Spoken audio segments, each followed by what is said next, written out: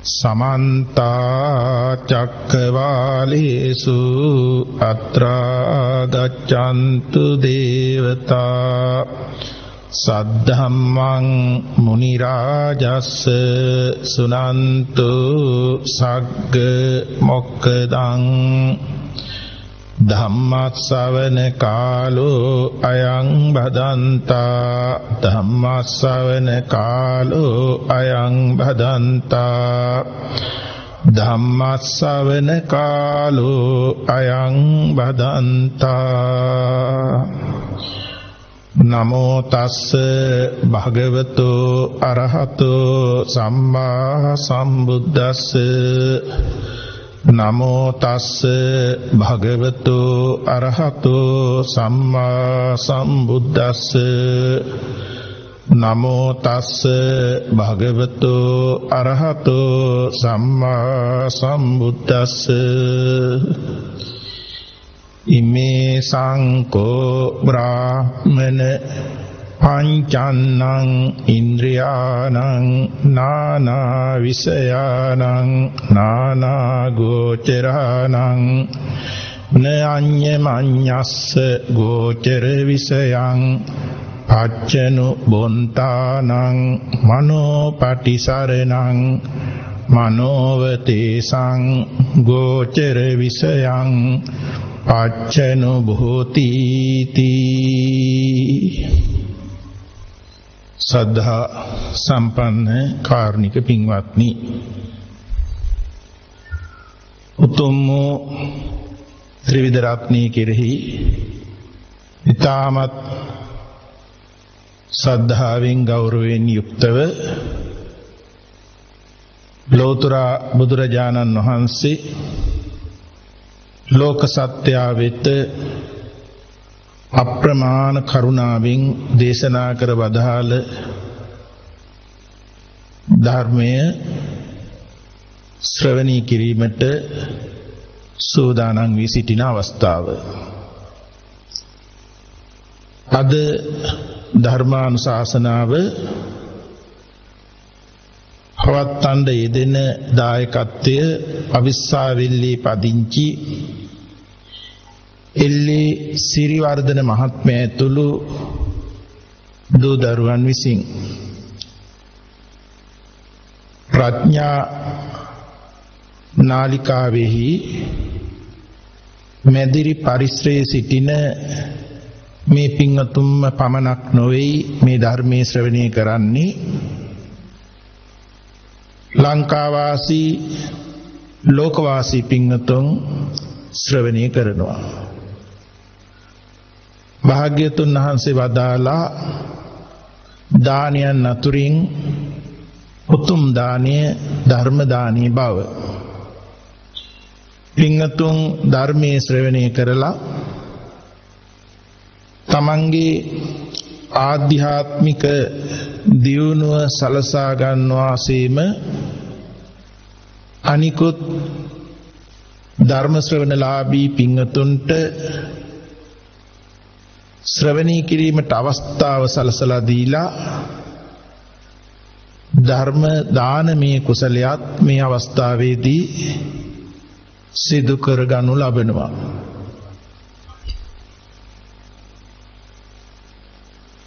උපදිමින් මැරෙමින් කර්මානුරූපව යලි උපදිමින් ස්කන්ධ ධාතු ආයතන සංඛ්‍යාත මේ ලෝකේහි සැරිසරන මේ සත්‍යයට කලාතුරකින් තමයි මෙවැනි බුද්ධෝත්පාද කාලයක් සහ මනුස්ස ජීවිතේ එකවර ලැබෙන්නේ. අපට මේ මහත් භාග්‍ය උදා වෙලා තියෙනවා. එපමණක්ම නෙමෙයි භාග්‍යතුන් වහන්සේ වදාළ ශ්‍රී මුක බුද්ධ වචනය ශ්‍රවණය කරන්න ලැබිලා තියෙනවා. එයින් අපි යහපත් විමර්ශනශීලී භාවයක් ඇති කර ගන්නවා නම් යෝනිසෝ මනසිකාරයකින් යුක්ත වෙනවා නම් අපට මේ ධර්මීය ජීවිතයේ තුලට එකතු කොට සීල සමාධි ප්‍රඥා කියන ත්‍රිශික්ෂා ධර්ම පූර්ණයෙන් මාර්ගඵල නිර්වාණ අවබෝධය සාක්ෂාත් කර ගැනීමට මේ ජීවිතය තුල අවස්ථාව සැලසීලා තියෙනවා. සංයුක්ත නිකායෙහි තියෙනවා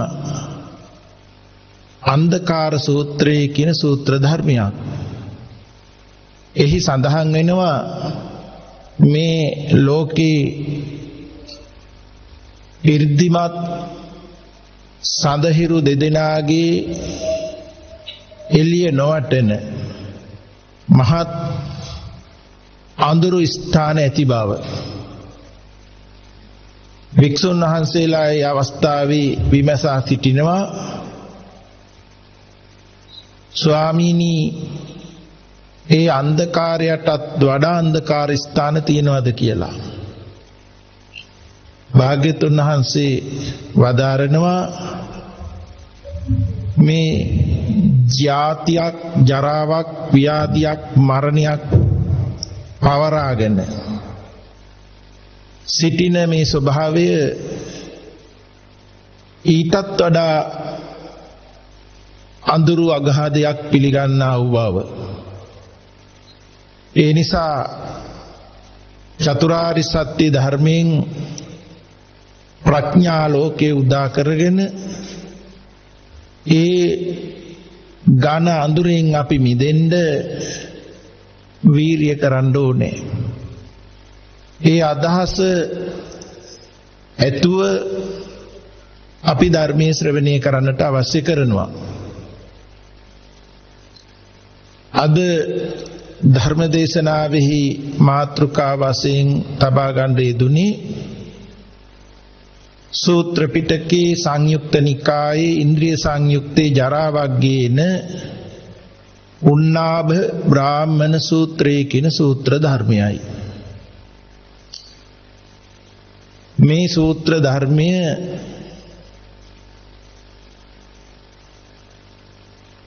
විපස්සනා භාවනාවට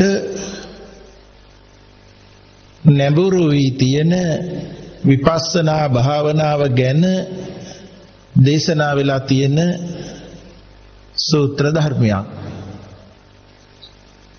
පින්තුන් දන්නවා මේ ශාසනයෙහි අනුපූර්ව ශික්ෂා ක්‍රමය පිළිවෙල සීල සමාධි ප්‍රඥා නැත්නම් පුණ්‍ය ක්‍රියා වස්තු තුන දාන සීල භාවනාවයි. ඒ අනුපිළිවෙලට කෘතඥ මානසකට පංචශීලය අෂ්ටාංග සීලය ආදී සීල ධර්මයන් යෙදිලා මමත්වයෙන් කෙරෙන අනර්ථ ක්‍රියාවල් පාලනය කරගෙන නානා අරමුණු කෙරේ විසිර ගියා වූ සිත ඒකාග්‍රතාවයේ කියන සමාධි ලක්ෂණයකින් යුක්තව විපස්සනාවට අයිති දහම් කොටසක් ශ්‍රවණය කරලා ඒ ධර්මය ජීවිතේ තුලින් දැක එකතු කර ගැනීමෙන් අපට ඒ පෘථග්ජන භාවයෙන් මිදිලා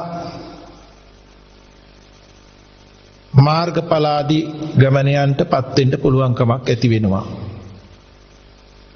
ඒ වගේම දාන සීල භාවනා කියන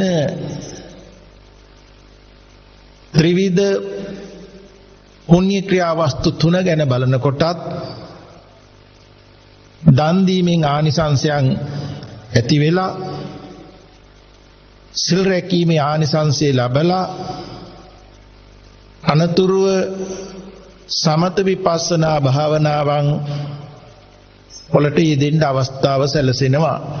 එවැනි හැම කෙනෙකුටම තමන් ඉන්න මට්ටමේ ඉඳන් ක්‍රමානුකූලව යෙදෙන්න තියෙන ධර්ම මාර්ගයක් තමයි අපට භාග්‍යවතුන් වහන්සේ වදාරලා තියෙන්නේ. අංගුත්තර නිකායේ දානානිසංස සූත්‍රය කියන සූත්‍ර ධර්මයේහි අපට දන් දීමේ ආනිසංස පහක් වදාරලා තියෙනවා. මහණෙනි, මේ දන් දීමේ ආනිසංස පහකි. බොහෝ දෙනෙකුට දන් දෙන පුජ්‍යලයා ප්‍රියමනාප වෙන බව, සාන්තෝ සත්පුරුෂයන් ඇසුරු කරන බව,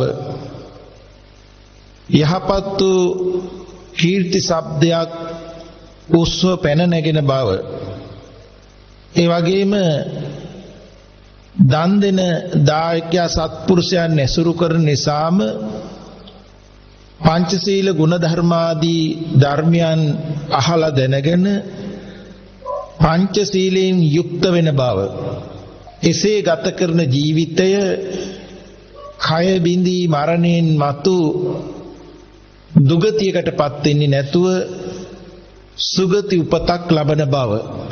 ඒ නිසා මෙවැනි කරුණු බෞද්ධ අපට හොඳට හුරු පුරුදුයි.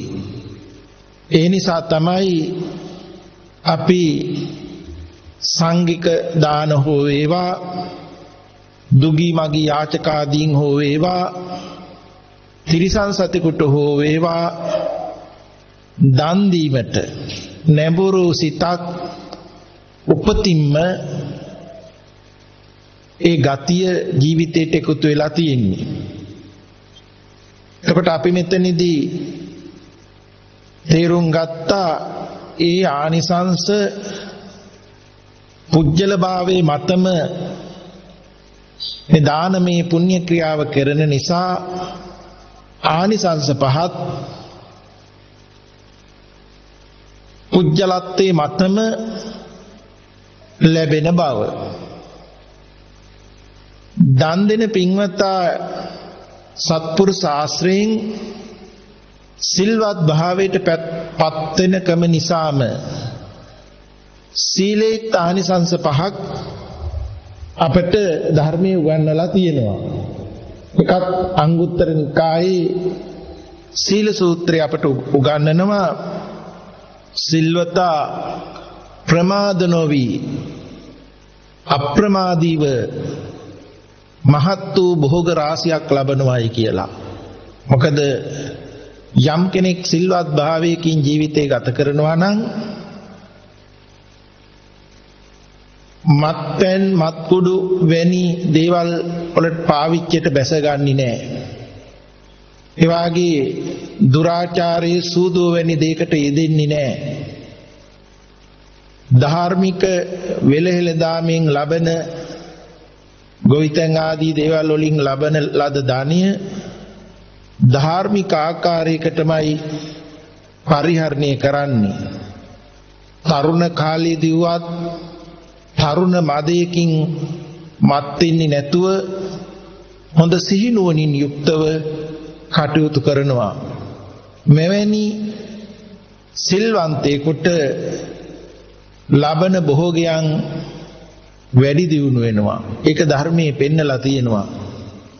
වික්ෂුන් වහන්සේලාට ආර්ය දානිය සම්පූර්ණ වෙනවා.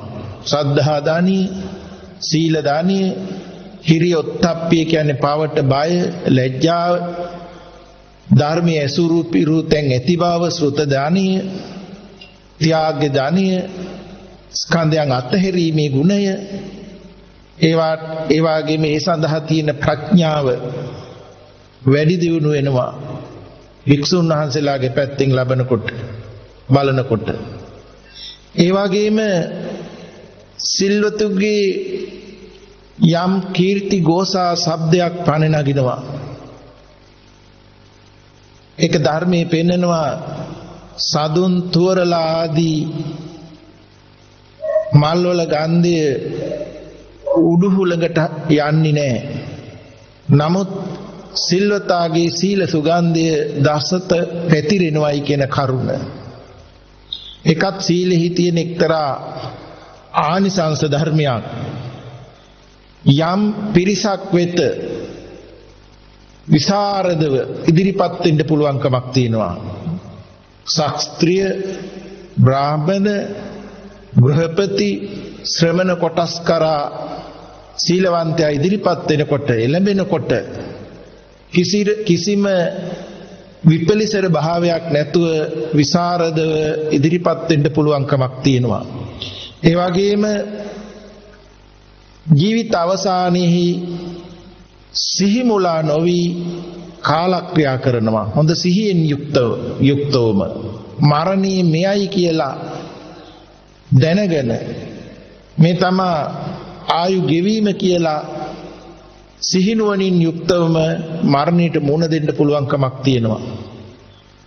කය බිඳී මරණයෙන් මතු දුගතියකට ඉපදෙන්නේ නැතුව සුගතිය උපදිනවා. එකත් සීලේ ආනිසංසයක්. ඒ නිසා ඒ දාන සීල දෙක ජීවිතේට එකතු නිසා තමයි අද අප දුගතියකට ඉපදෙන්නේ නැතුව මෙවැනි සුගතියක උප්පත්තියක් ලැබලා අර මුලින් කියපු දුර්ලභ කාරණා අපට මුණ ගැහෙන්න තරම් වාසනා ශක්තියක් උනේ.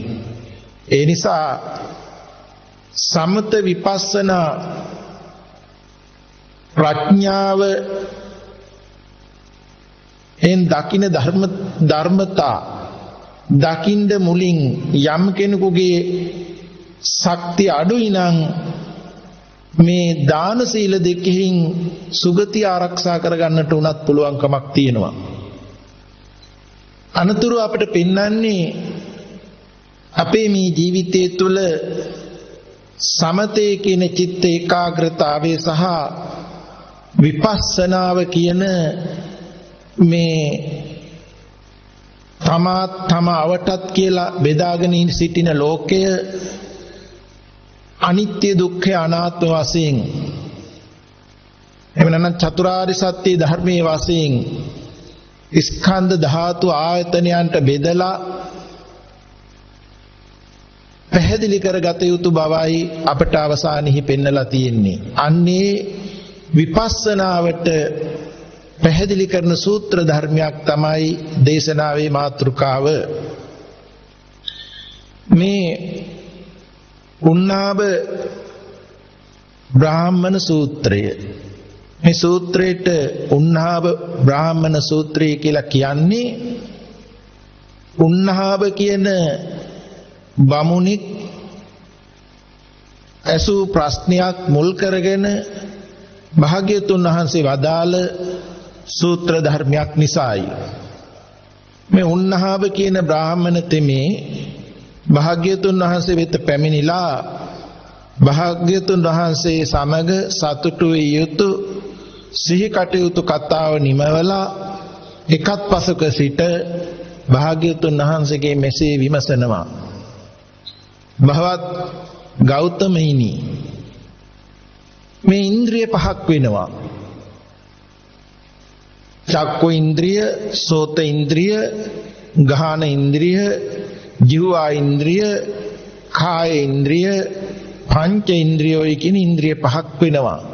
ප්‍රතීරින වචනින් කියනකොට ඇස, කන, දිව, නාසය, කය.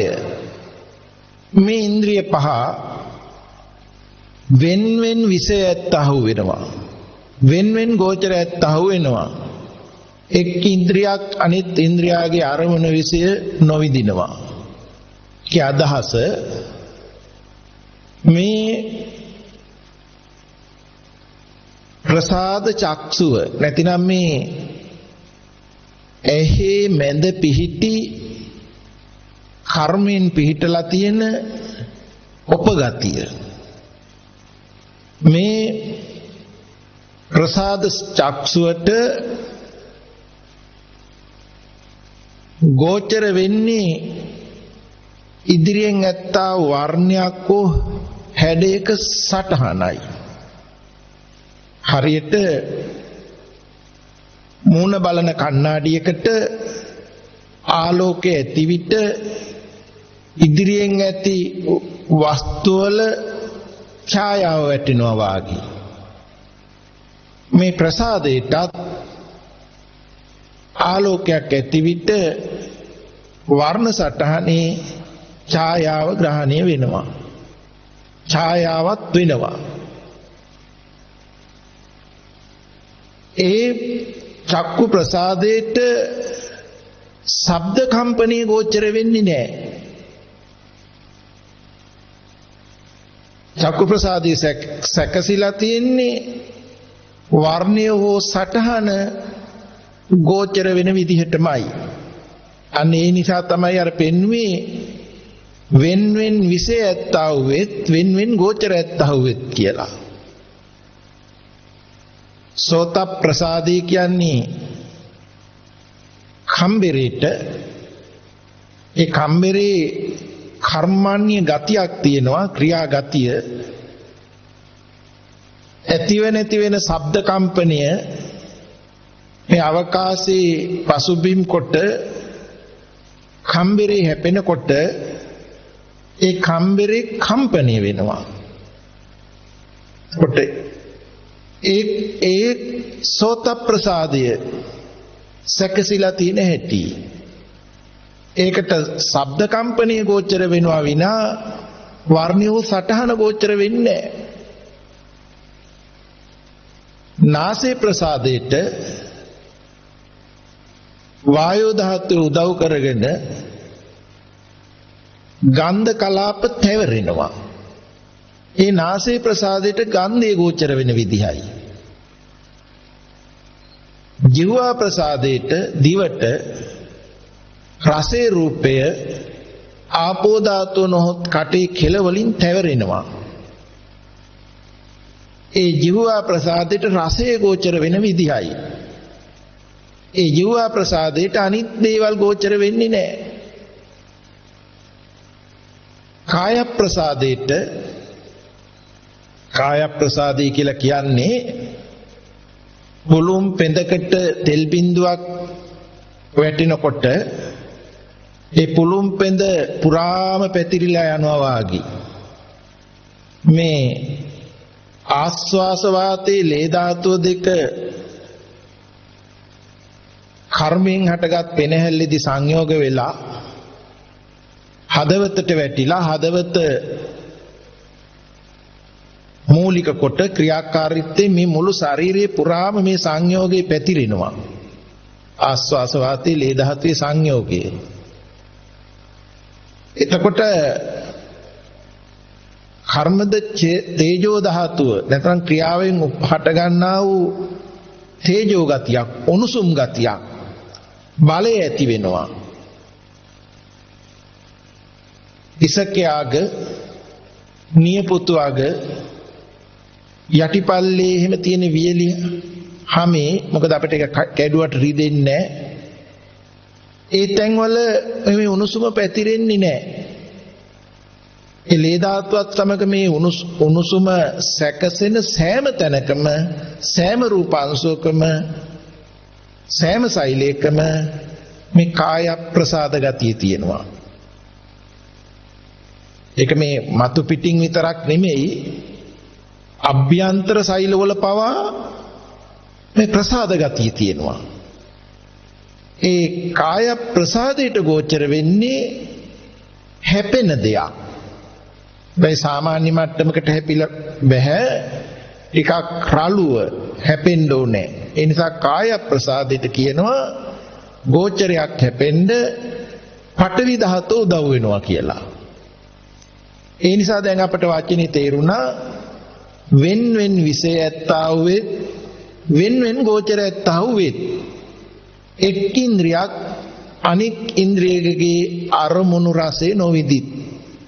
එක් කාරණයකට එක කාරණයක් මිසක් අනික් කාරණේ ඒ කාරණේට එකතු වෙන්නේ නෑ කියන එක අපිට මෙතනදී පැහැදිලි වෙනවා. මේ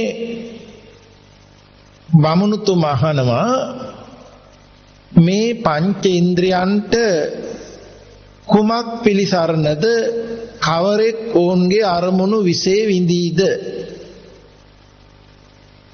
භාග්‍යතුන් වහන්සේ වදාරනවා ඉමේ සංකෝ බ්‍රාහ්මණ පංචන්නං ඉන්ද්‍රියානං නානා විෂයානං නානා ගෝචරානං න අඤ්ඤමඤ්ඤස්ස ගෝචර විෂයං පච්චනු බොන්තානං මනෝ පටිසරණං. බ්‍රාහ්මණය වෙන් වෙන් විෂය ඇති වෙන් වෙන් ගෝචර ඇති ඔවුන්ගේ අරමුණු විසේ නොවිඳින මේ පංච ඉන්ද්‍රියන්ට සිත පිළිසරණයි කියලා. සිත පිළිසරණයි කියන තැන සිත පිහිට වෙනවා වාගේ ස්වභාවයක් නේ අපිට පේන්නේ. ඒ මොකද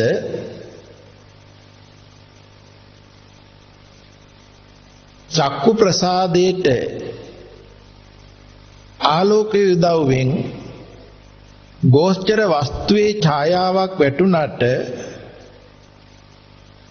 ප්‍රසාදේවත් ආලෝකේවත් ගෝචරේවත් ඒ පිළිබඳව දන්නේ නැහැ. ඒ නිසා අපිට මෙතනදී පේනවා ප්‍රසාදේ නෙමෙයි මේ දැනගන්න ස්වභාවය කියන කරුණ. ඒ අර්බය හිතක් පහළ වෙන්න ඕනේ. එතකොට තමයි චක්කුංච පටිච්ච රූපේච උප්පජ්ජති චක්කු විඥානං කියන වදාළ වචනේ අපිට පැහැදිලි වෙන්නේ. ඇසට රූපයක් හමු වෙනකොට ඒ අර්බය රූප දැනගන්නව සිත පහළ වෙනකොටයි මේ ඉන්ද්‍රයන්ට සිත පිළිසරණ වෙලා තියෙන්නේ. ඉදිරි කාරණේ පැවැත්ම වෙන්නේ.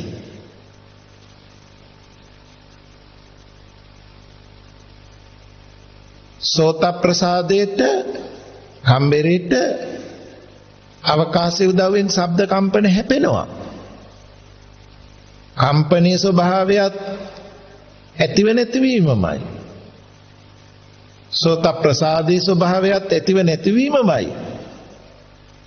කම්පනයේ ඇතිව නැති වී යලි කම්පන ස්වභාවයක් ඇති වෙන්න සෝත ප්‍රසාදයේ උදව් වෙලා තියෙනවා. නමුත් එහෙම වුණාට ඒක ශබ්ද රූපේ විනා ශබ්ද දැන ගැනීම නෙමෙයි. ඒ කම්පණය වෙනකොට ඊට අනුරූප සිහිවීමක් වෙලා ශබ්ද දැනගන්නා වූ සිතක් පහළ වෙන්න ඕනේ. ඒකට තමයි සෝත විඥානයි කියන්නේ.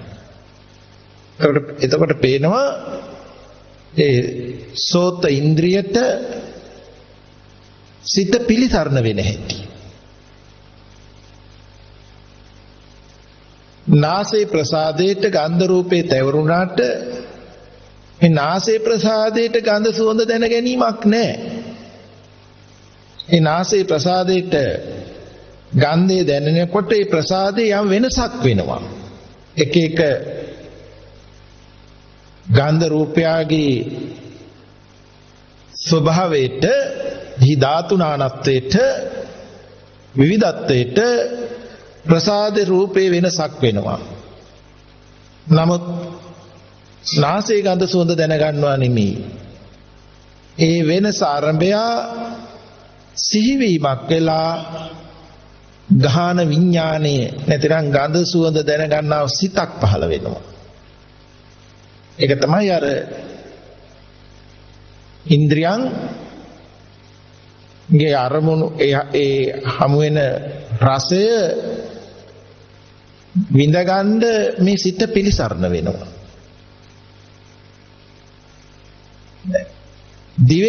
දිව ගැන බලනකොට ජීවා ප්‍රසාදයට රසේ රූපය ආපෝ ධාතුව කියන කටේ කෙල මගින් තැවරෙනවා. එහෙම තැවරුණාට රසය පිළිබඳව දැනගැනිල්ලක් ඇති වුණා නෙමෙයි. අපි බෝතලයක තියෙන සීනි, බෝතලයක තියෙන මීපැණි පැණි රස නැහැ.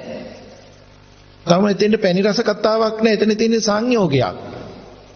බෝතලයක තියෙන කොහොඹ තෙල් තිත්ත කතාවක් නෑ. එතන තියෙන තවම සංයෝගයක්.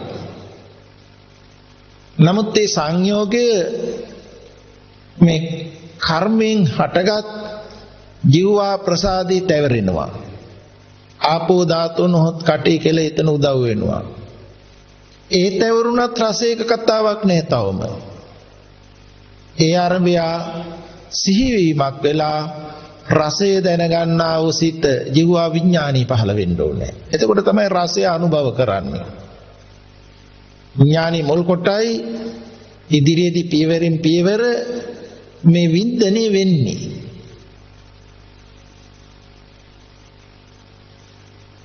කාය ප්‍රසාදයට අපි අර මුලදී කාය ප්‍රසාදය ගැන පැහැදිලි කරුවා උණුසුම තියෙන හැම තැනකම ප්‍රසාද ශක්තිය තියෙනවා කියලා. ඒ ප්‍රසාදයට පටවි කියන තදගතිය උදව්වෙන් යම් යම් දේවල් හැපෙනවා. නිින්ද ගිහින් ඉන්න වෙලාවක අපි නිදාගෙන ඉන්නේ කොතනකද කියලාවත් දන්නේ නැහැ. පොළොව උඩ වාඩි වෙලා නිින්දට වැටුනොත් එහෙම පොළොව උඩ ඉන්නවා කියලාවත් දන්නේ නැහැ. ඒ කාය ප්‍රසාදයට හැපෙන ස්වභාවය ඊට අනුරූප වූ සිහිවීමක් කළා දැන ගැනීම ස්වභාවයකටපත් වෙන්න ඕනේ. කාය විඥානයක් පහළ වෙන්න ඕනේ. එතකොට තමයි මේ ඒ සිත ඉන්ද්‍රියන්ට පිළිසරණ වෙන්නේ. මේ නිසා පෘථග්ජන හිතක් නිතරම බලන්නේ ඇහත් රූපයත් විඥානයත් එකක් විදිහකට. සාමාන්‍ය මට්ටමේකදී අපේ නිවසට හිතවතෙක් එනවා නම් අහවලා අපි හමු වෙන්න එනවා කියලා වස්තුමය ලෝකයක් විදිහට බලනවා විනා ඒ ආරම්භය සිතුවිලි හිතක් පහළ වෙනවා කියන වචනේ තෙන්න එන්නේ නැහැ. ඊළඟට අපි ගෙදරක බඩු මුට්ටු පරිහරණය කරනකොට ඒ භාණ්ඩ මම විසින් පරිහරණය කරනවායි කියලා ද්‍රව්‍යමය වස්තුමය ස්වභාවයක් පිළිගන්නවා විනා හිතක් කරා ඒ දේවල් දැනගන්නවා කියලා පිළිගන්නේ වෙන්නේ නැහැ. අඩුතරමින් මේ කය පරිහරණය වෙනකොට ආහාර ගන්නකොට වතුර පානය කරනකොට ශරීරය පිරිසුදු කරනකොට ඇවිද්දවනකොට වාඩි කරවනකොට සිටගෙන ඉන්නකොට නිදා ගන්නකොට යලි අවදි වෙනකොට කයක් පරිහරණය කරනවා. ද්‍රව්‍යමය කයක් පරිහරණය වෙනවයි කියලා පිළිගැනිල්ලක යුක්ත වෙලා තියෙනවා විනා මම කොට පිළිගැනවිලා තියෙනවා මිසක් කයයි සිතුවිලි හිතයි අන්‍යෝන්‍යව සම්බන්ධයක් වෙලා වෙනවා කියලා දැනගැනිල්ලක් නැහැ. ඒක තමයි උහුදුන් ස්වභාවය. ඒ නිසා තමයි අපි ගැඹුරු කල්පනාවකට වැටෙනකොටත් නින්දකට වැටෙනකොටත් මනෝද්වාරය මුල් වෙලා සියයට නැගෙන අරමුණු මනෝවිඥාණයෙන් පවා දැනගන්නේ මම හිතපු අතීතයක් කියලා නිත්‍යක් එකතු කරගෙනයි. එතන සිතුවිලි හිත කොයිතරම් වස්තුමය ස්වභාවයකට පිළිගන්න වෙනවද? එකින් එකට කල්පනා කරගෙන යනකොට මගේ අනාගතයේ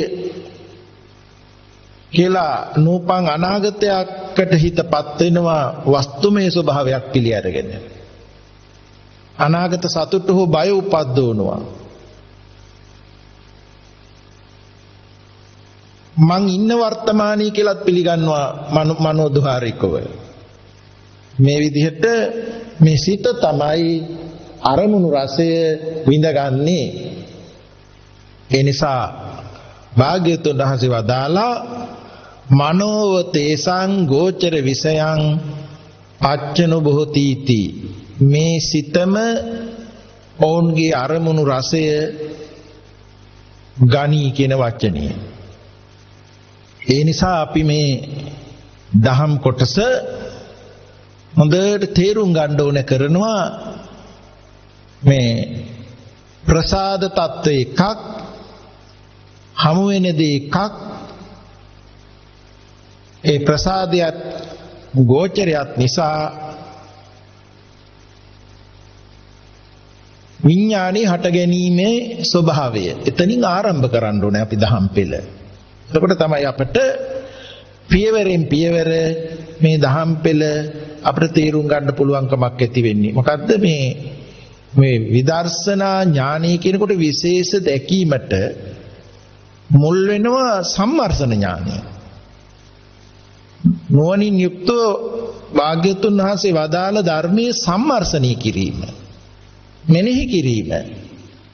මෙනෙහි කිරීම අපට හුඟක් උපකාරයි.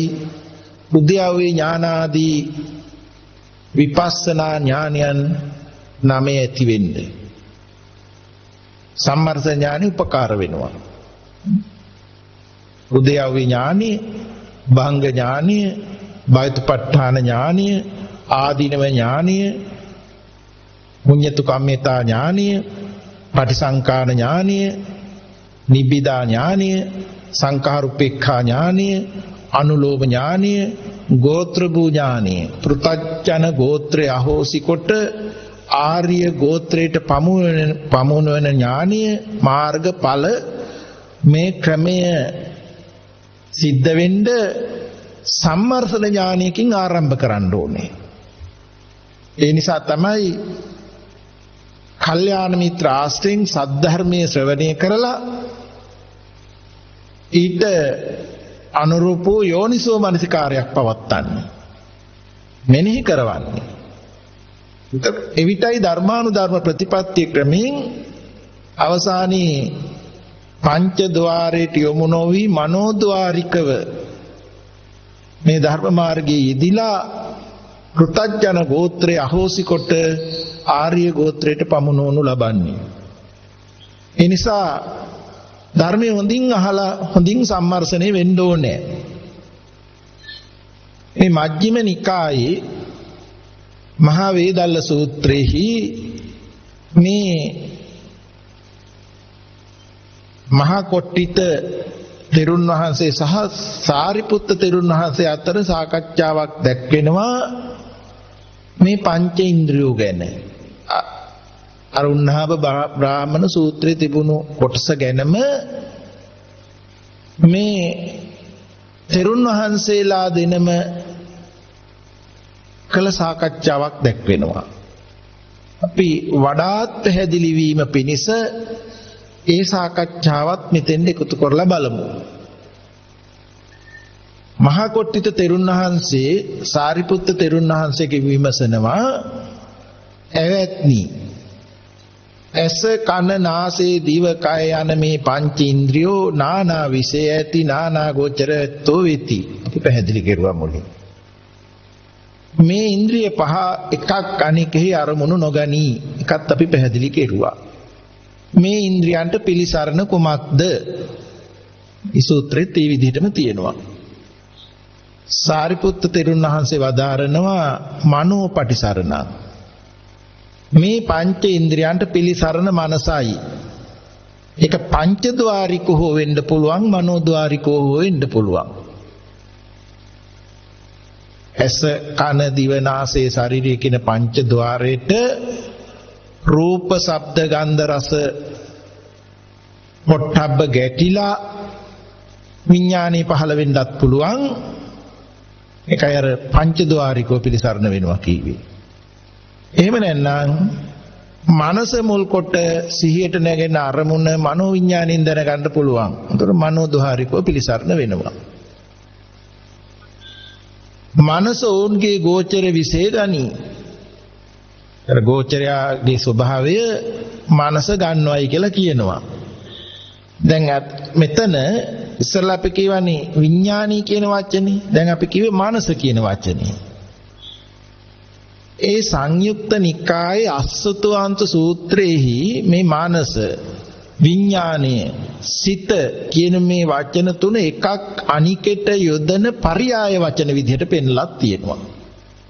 එතෙම් අවස්ථාවක මානස සිත විඥානය කියන වචන තුන විවිධත්වයකින් බෙදලා පෙන්ලා තියෙනවා. එතෙම් සූත්‍ර ධර්මවල එකක් අනිකට යොදන පర్యాయ වචන විදිහට වදාලා තියෙනවා. ඒ නිසා අපි මෙතනදී පర్యాయ වචනයක් විදිහට අපි මෙතන මනස පිලිසරණයි කියන වචනේ අර මුලින් තෝරාගත්තා වගේ තේරුම් ගමු මේ මොහොතට. ඊළඟට කොට්ටිත තෙරුන් වහන්සේ විමසනවා එවත්නි ඇස කන නාසය දිවකය යන මේ පංචේන්ද්‍රිය කුමක් නිසා සිටිද්ද? සාරිපුත්ත තෙරුන් වහන්සේ වදාරනවා එවත්නි මේ පංචේන්ද්‍රිය පස් දෙන ආයු නිසා සිටි. ආයුෂ කුමක් නිසා සිටීද? ආයුෂ උණුසුම නිසා සිටි. උණුසුම කුමක් නිසා සිටීද? උණුසුම ආයුෂ නිසා සිටි. අපි තේරුම් ගමු.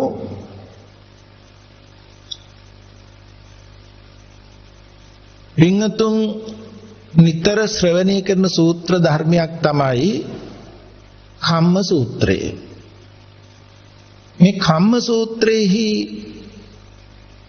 අපට උගන්වලා තියෙන්නේ මේ ඉන්ද්‍රිය 6 ඇස කන දිව නාසය ශරීරය කියන මේ ඉන්ද්‍රිය 6 මනස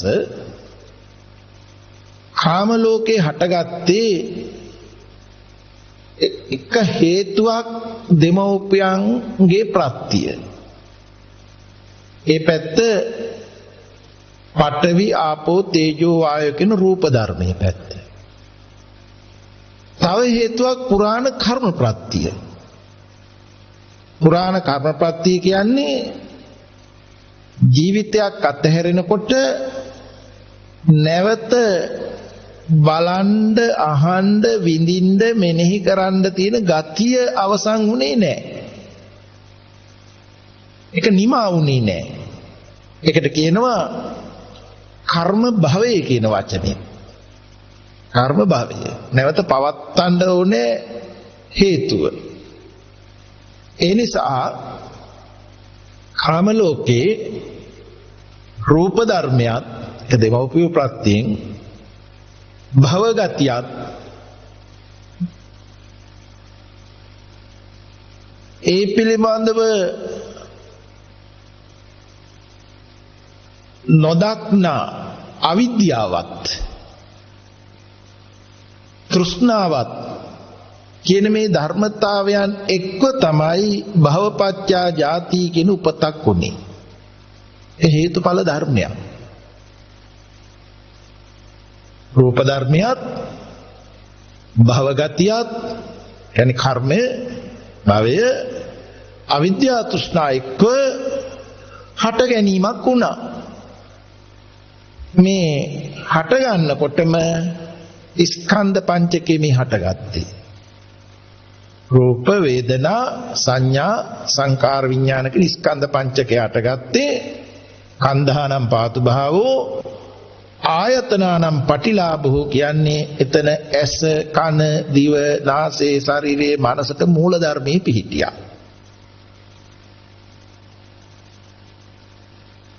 දැන් ඒ ආරම්භක අවස්ථාවේ යම් ආයු ශක්තියක් අඩංගුයි. ජීවිතේන්ද්‍රිය ශක්තියක් අඩංගුයි. පවත්තන ශක්තියක් අඩංගුයි. ඒ ආයු පැවතෙන්න මව්ගේ උණුසුම උපකාර වුණා. ආයු පවතින්න මව්ගේ උණුසුම එතන උපකාර වුණා. ඒ උණුසුම ඒ තාසියුම් රූපයට ආකර්ෂණය වෙන්න ඒ පැවැත්ම ආයු ශක්තිය උපකාර වුණා. දැන් එහෙම සම්බන්ධයක් වෙනකොට ඇසට කනට දිවට නාසයට ශරීරයට වස්තු රූපයට අදාළ රූපාංශු තීරු වැඩුණා.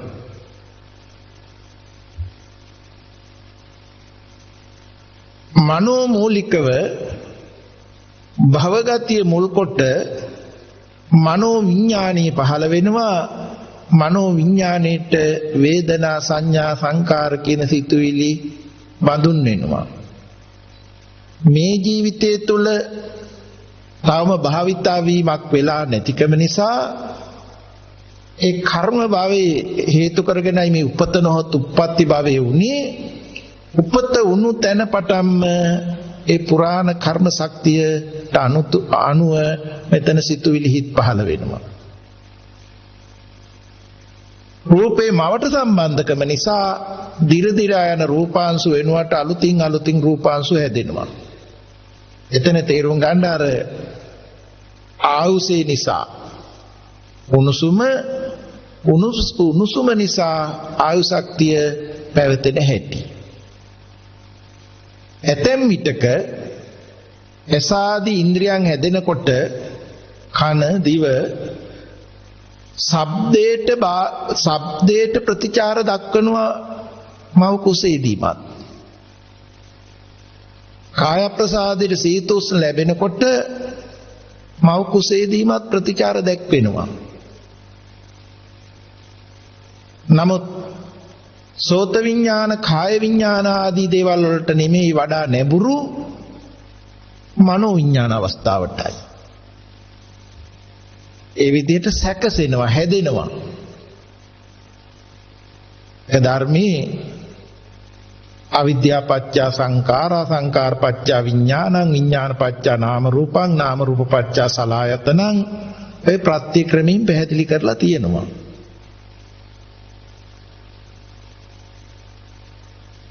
මව් කුසෙන් බිහි වෙලා අම්මාගේ සම්බන්ධතාවය අතහැරෙනකොට දැන් අර මවට සම්බන්ධ තිබුණු උණුසුම වැය වේගෙන යන්නේ. වැය වේගෙන ගියොත් ආයු සිඳෙනවා. ආයු පවතින විදිහක් නැහැ උණුසුම වැය වුණොත්. ඒ නිසා ප්‍රධාන කාරණේ තමයි ඇතුළත කිලුට වාතය පිට වෙනකොට ප්‍රස්වාස වෙනකොට ආස්වාස වාතය ඇතුල් වීම. ඒක ප්‍රධානයි. ඒ ආරම්භයේම ආස්වාස වාතය ඇතුල් වෙනවා.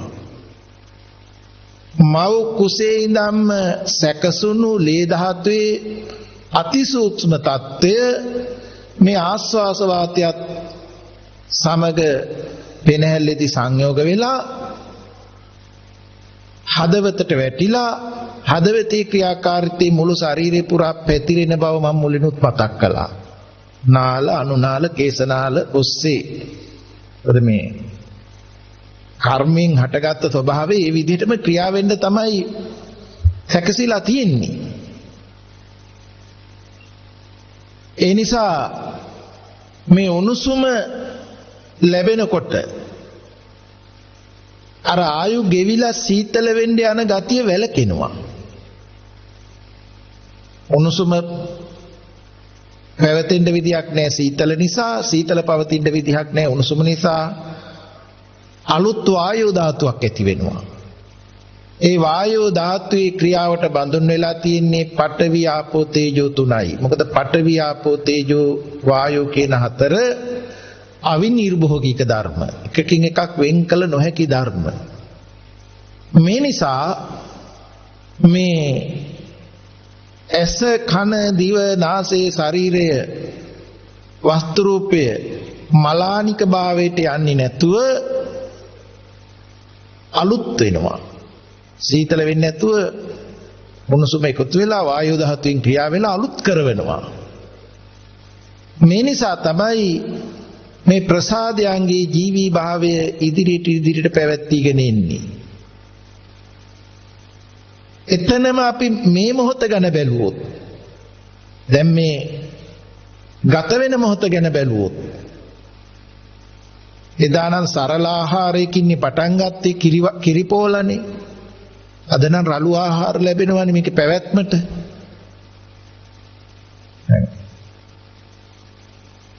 කලින් ලබා දුන්නු ආහාර ජීර්ණය වෙලා ඇතිවුණු ලේ ධාතුව ආශ්වාස වාතයත් එක්ක සංයෝග වෙලා ඇති වෙන උණුසුම සහ බලය ශක්තිය ගැන වෙනම කතා කරමු. ඒ උණුසුම ශක්තිය කියන වචනේ නැහැ, ධාතුව කියන වචනේ මෙතෙන් දෙවදන්න ඕනේ. යම් ක්‍රියාවක් කරන හැකියාව ධර්ණ අර්ථය. උණුසුම ආමාශගත ආහාර ඕජාවට තෙතට වදිනකොට ඇතිවෙන වාතයෙන් ආමාශගත ආහාරය පෙරලෙනවා. ඒකට කියන්නේ කොට්ටාස වාතය කියලා. ආහාරය පෙරලවනවා. යම් විදිහකින් උඩහට තල්ලු වුණොත් ඉහළට තල්ලු කරන වාතය කියන නමින් උද්ධංගම වාතය කියලා කතා කරනවා. වාතය ක්‍රියාමය කෙනෙක් ක්‍රියා කරනවා නෙමෙයි. ආමාශගත ආහාරය අන්තර දිගේ පහළට තල්ලු වුණොත් පහළට බහින වාතය කියන අර්ථයෙන් අදෝගම වාතය කියලා කතා කරනවා. වාතය ක්‍රියා මේ ආමාශය ඇතුළු අන්ත්‍ර පද්ධතියේ තියෙන පීඩනයක් තුලයි. ඒකට කියනවා කුච්චිස වාතය කියලා. ජීර්ණ වෙන ආහාරය නැසිලා ලේ ධාතුවක් බවට පත් වෙනකොට ලේ ධාතුව තල්ලු වෙනවා ශරීරේ කේස් ලෝම් නිය දාත් සම්මාස් නහර පවා හදාගෙන. ඇට කොටු ඇට මිදුළු ඇට මිදුළු හරහා ලේ ධාතුව. එතකොට කියනවා අංග ප්‍රත්‍ය වල ක්‍රියා කරන ආකාරය කියන නමින් අංගමංගානුසාරී වාතය කියලා.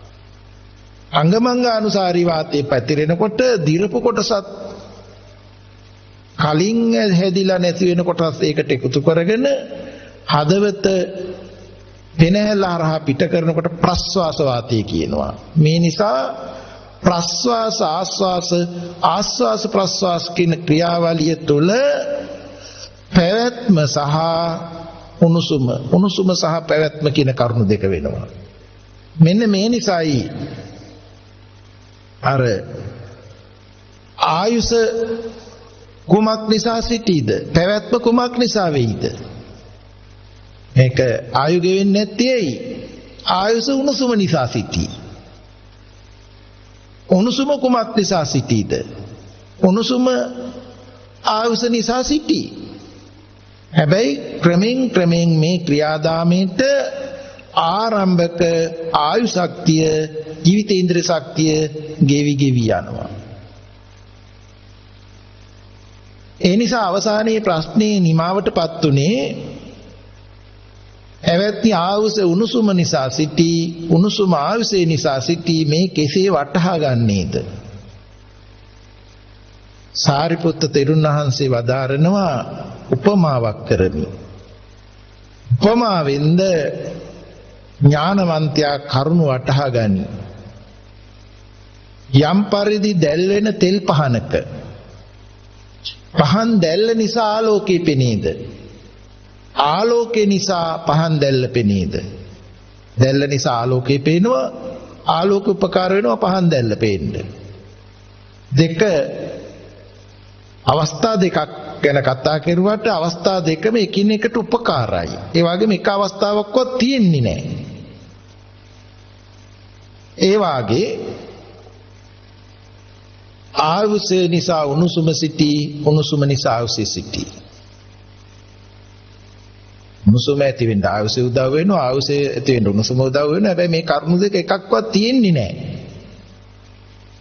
ආයු ගෙවෙනවා. මේ කාරණේ අපි හොඳට වටහා ගන්නකොට මේ ආස්වාස ප්‍රස්වාසයත් සම්බන්ධ කරලා මේ මොහොතේදී මේ ආයු ගෙවෙනවා. මේ මොහොතෙත් මේ ආයු ගෙවෙනවා. ඉන්ද්‍රියන් ඇති වෙවි නැති වෙනවා. අන්නේ ඉන්ද්‍රියන්ට සිත පිලිසරණ වෙන ආකාරය තමයි මෙතන විමසා ගන්න ඕනේ. ඉන්ද්‍රියෝ කියනකොට ඇහැ කන දිව නාසය ශරීරයේ වස්තු රූපේ තියෙනව නෙමෙයි. යමක් එහෙම වචනින් තියෙනවයි කියන අදහස නෙමෙයි අපි බලන්න ඕනේ. ඇතිව නැති වෙනවයි කියන කරුණ ආරම්භයේදීම හොඳට තේරුම් ගන්න ඕනේ. මේ රූපය ගැන කතා කරන්නේ රූපය ගැන කතා කරලා නිමාවකටපත් කරවන්න නෙමෙයි. මොකද සතර සතිපට්ඨාන ධර්මයන් දේශනා කරනකොටත් කායානුපස්සනාව තමයි භාග්‍යතුන් වහන්සේ මුලින්ම වදාarලා තියෙන්නේ. ත්‍රිලක්ෂණය ගැන වදාරනකොටත් රූපම් වික්කවේ අනිච්ඡං කියලා රූපය ගැන තමයි ආරම්භ කෙරුවේ. ඒ වගේම මේ හිත ගැන කතා කරනකොටත් ආධ්‍යාත්මික ආයතන බාහිර ආයතන කියලා රූපයෙන් ආරම්භ කරලා තියෙන්නේ. ඒ නිසා එය සතරමා ධාතුවෙන් හටගෙන නිරුද්ධ වෙනවා කියන කාරණේ පැහැදිලි වෙන්න තමයි මේ විඥාන 6 හරහා මේ දැනගන්නා ආකාර 6 හරහා මේ රූපයක් පෙනෙනවා නොවේ නම් රූප දෘෂ්ටියක් රූපේ කියන මතයක් පෙනෙනවා කියලා යමෙකුට පැහැදිලි වෙන්නේ. ඒ මතයක් පෙනෙනවායි කියලා පැහැදිලි වෙන්න මතය ඇති කරන කාරණේ ගැන පැහැදිලි කරන්නේ ඒක තියෙන බවකට නෙමෙයි ඇතිව නැති වෙන බවක් පැහැදිලි කරන්නයි. එතකොට මේ ආධුනිකයෙකුට ධර්මයකට බැස ගන්න ධර්මයකට යොමු වෙන්න තැනක් ලැබුණා වෙනවා. ඒ නිසා අපි බලන්න ඕනේ මේ ඉන්ද්‍රියන්ට සිත පිළිසරණ වෙන ආකාරය ගැන.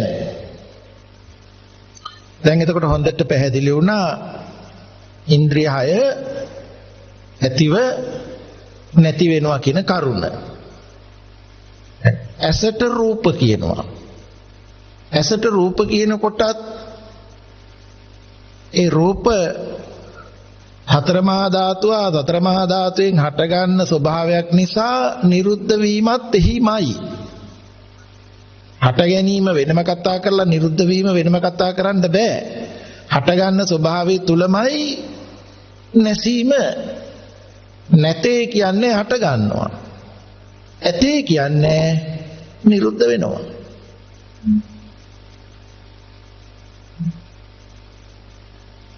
දැන් ශබ්ද කම්පනත් යම් හේතුවක් යෙදෙනකොට හට ගන්නවා. නැතේ කියන්නේ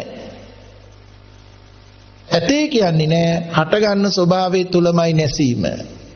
ඒ නිසා මේ රූප, ශබ්ද, ගන්ධ, රස, පොට්ටබ්බ කියන මේ කාරණාවලට වෙලාවක් දීලා කතා කරන්න බෑ. ඒවට අතීතයක් දීලා කතා කරන්න බෑ. ඒවා අනාගතයකට යන්නේ නෑ. වර්තමානයේ පච්චුප්පන්න ප්‍රත්‍යයෙන් හටගන්න හේතු නිසා හටගන්න ස්වභාවය නිරුද්ධ වීමක් වෙන්නේ. ඒ විදිහට තෝරා ගන්න ඕනේ මේ ගෝචර රූප කියන කරුණ. නොපිහිට නොපවතින ඉන්ද්‍රියන්ට තමයි නොපිහිටන නොපවතින ගෝචර කරුණු හමු වෙන්නේ. ඒ නිසා අසත් රූපයත් නිසා චක්කු විඥානයක් උපදිනවා, විවිධත්වයක් උපදිනවා. මොකද විවිධත්වයක් ඇති වෙන්න තමයි හටගෙන තියෙන්නේම. කනත් ශබ්දයක් නිසා ශබ්ද දැනගන්නව සිත ඇති වෙනවා. නාසයත් ගන්ධයත් නිසා ගන්ධ දැනගන්නව සිත ඇති වෙනවා. දිවත් රසයත් නිසා රස දැනගන්නව සිත ඇති වෙනවා. කයත් පොට්ටබ්බයත් නිසා පොට්ටබ්බ දැනගන්නව සිත ඇති වෙනවා. මනසත් අරමුණත් නිසා අරමුණු දැනගන්නව සිත ඇති වෙනවා. මේ ප්‍රත්‍ය ක්‍රමයට ඒක අපට මජ්ක්‍ධිම නිකායේ මහා තණ්හාසෝ සංකේ සූත්‍රය අපට පැහැදිලි කරලා තියෙනවා. මහණෙනි යම් යම් ප්‍රත්‍ය නිසා ගිනි දිලේද ඒ ගිනි ඒ ප්‍රත්‍ය නාමයෙන් ඒ ගණයට යයි. ගින්න එකයි වුණාට ගින්න ඇති වෙන ක්‍රම වෙනස්. විඥානී කියන දැන ගැනීම පොදු වාට විඥානී කියන දැන ගැනීම ඇති වෙන ක්‍රමේ වෙනස්. ඒක අපිට පෙන්නනවා මහණෙනි යම් ප්‍රත්‍ය නිසා ගිනි දිලේද ඒ ගිනි ඒ ප්‍රත්‍යංගේ නාමයෙන් ඒ ගණයට එයි. කාෂ්ඨය නිසා ඇතිවෙන ගින්න කාෂ්ඨාග්නිය වෙයි. ලී කැබිලි නිසා ඇතිවෙන ගින්න සකලිකාග්නිය වෙයි. තන තෘණ නිසා ඇතිවෙන ගින්න තෘණාග්නිය වෙයි. ගොම නිසා ඇතිවෙන ගින්න ගෝමයාග්නිය වෙයි. තුස කියන්නේ දහයියා. දහයියා නිසා ඇතිවෙන ගින්න තුසාග්නිය වෙයි. සංඛාර කියන්නේ කසල වලට. කසල නිසා ඇතිවෙන ගින්න සංකාරාග්නිය වෙයි. මෙන්න මේ විදිහට ගින්න පොදු වුණාට ඒ ගින්න ඇති වෙන ක්‍රමයේ දිහා බලලා ආකාර හයක් කතා කරනවා වාගේ විඥානයේ පොදු වුණාට විඥානයේ පහළුණු ආකාර දිහා බලලායි මේ විඥාන හයක් කතා කරන්නේ. ඇසද රූපයන්ද නිසා පහළ වෙන විඥානය චක්කු විඥානය යන ගණේට යනවා. කනද ශබ්දේද නිසා පහළ වෙන විඥානයේ සෝත විඥානය යන ගණේට යනවා. නාසයේද ගන්ධයේද නිසා පහළ වෙන විඥානයේ ගාහන විඥානය යන ගණේට යනවා. දිවද රසයේද නිසා පහළ වෙන විඥානයේ ජීවා විඥානය යන ගණේට යනවා. කායද ස්පර්ශ රූපද නිසා පහළ වෙන විඥානයේ කාය විඥානය යන ගණේට යනවා. මනසද ධර්මයන්ද නිසා පහළ වෙන විඥානයේ මනෝ විඥානය යන ගණේට යනවා.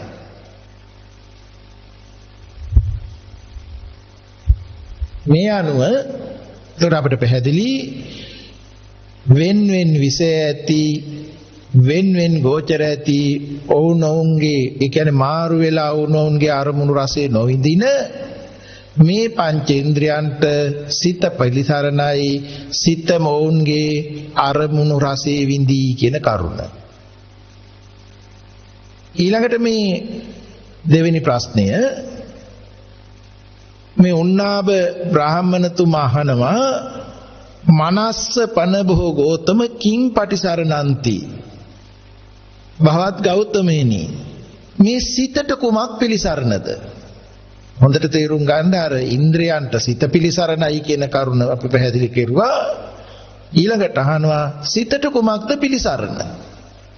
භාග්‍යතුන් වහන්සේ වදාරනවා මනස්ස කෝ බ්‍රාහ්මණ සති පටිසරණන්ති බමුණ සිතට සිහිය පිළිසරණයි. හොඳයි සිතට සිහිය පිළිසරණ නොවුනොත් මොකද වෙන්නේ කියලා බලන්න. දැන් ඇසත් රූපයත් නිසා රූප දැනගන්නා හිතක් ඇති වෙනවා. චක්කුංච පටිච්ච රූපේච උප්පත්තිති චක්කු විඥානං තින්නං සංගති පස්සෝ මේ තිදෙනාගේ එකතු ස්පර්ශයයි. හයට මෙහෙම බලාගමු. එතකොට දැන් චක්කු ප්‍රසාදයයි ගෝචරයයි හටගෙන නිරුද්ධ වූාට ඒ බවක් සිහි නුවණක් නැත්නම් ඒ පිළිවෙත කරුණු තේරිලා නැත්නම් පෙර මුලදී කියවනේ බලන්නා බලන දේ වස්තු කොටයි විඥානය දැනගන්නේ කියලා. ඒ මොකද බොහෝ කාලයක් බලන්නෙක් ඉන්නවා බලන්න දෙයක් තියෙනවායි කියලා තමයි මේ සිත භාවිතා වෙලා තියෙන්නේ. භාවිතා වෙලා තියෙන ආකාරයටම තමයි අවස්ථානුකූලව සිහියට නැගෙන්නේ. ඒ සිහියට නැගෙන ආකාරයම තමයි දැනගන්නේ. තින්නං සංගති පස්සෝ කියන වචනේ අර ප්‍රසාදයට ගෝචරයේ ගැටලා විඥානීය පහළ වෙන තැන අපිට පැහැදිලි වෙන්න ඕනේ තින්නං සංගති පස්සෝ. ප්‍රසාදයේ ගෝචරයේ අනිත්‍ය කෙනෙක් නොවන ධර්ම පෙනීමයි පෙනෙන කාරණේ විඥානීය තුලම වරදවා දැනගන්න හැටි පැහැදිලි වෙන්නත් ඕනේ. දෙපැත්තම. පස්සපච්ච වේදනා.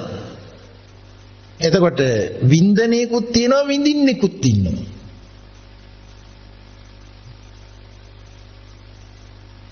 වේදනාපච්ච තණ්හා බැඳෙනවා. වඩාත් බැඳෙනවා. තණ්හාපච්ච උපාදාන දැඩිව අල්ලා ගැනීමක් දැඩි බැඳීමක් වෙනවා. උපාදාන පච්ච භවෝ බලලා ඉවරයි. බලලා ඉවර වුණාට නැවත අනුවණින් 100ට නැගෙන්න නැවත ඒ බැල්ම වෙන්න ගතිය හේතු අත්හැරුනේ නැහැ කියන එකයි. ඒ පිළිබඳව පූර්ණ අවබෝධයක් එතන යෙදුනේ නැහැ. අවිද්‍යා තෘෂ්ණා එකතු කරගෙනමයි මේ ක්‍රියාදාමයේ යෙදුනේ. එතකොට සිතට සිහිය පිලිසරණ නැහැ ඒ වෙලාවට. කර්ම රැස් වෙනවා.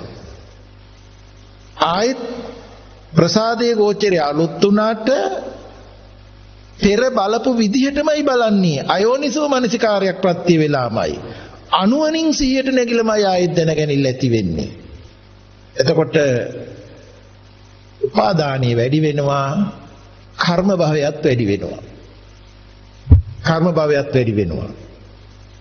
ඒ නිසා මේ ඉන්ද්‍රිය 6 ගැන කතා කරනකොටත් මේ කර්ම රැස් වෙන්න මේ ස්පර්ශ හේතුවක් වෙනවා.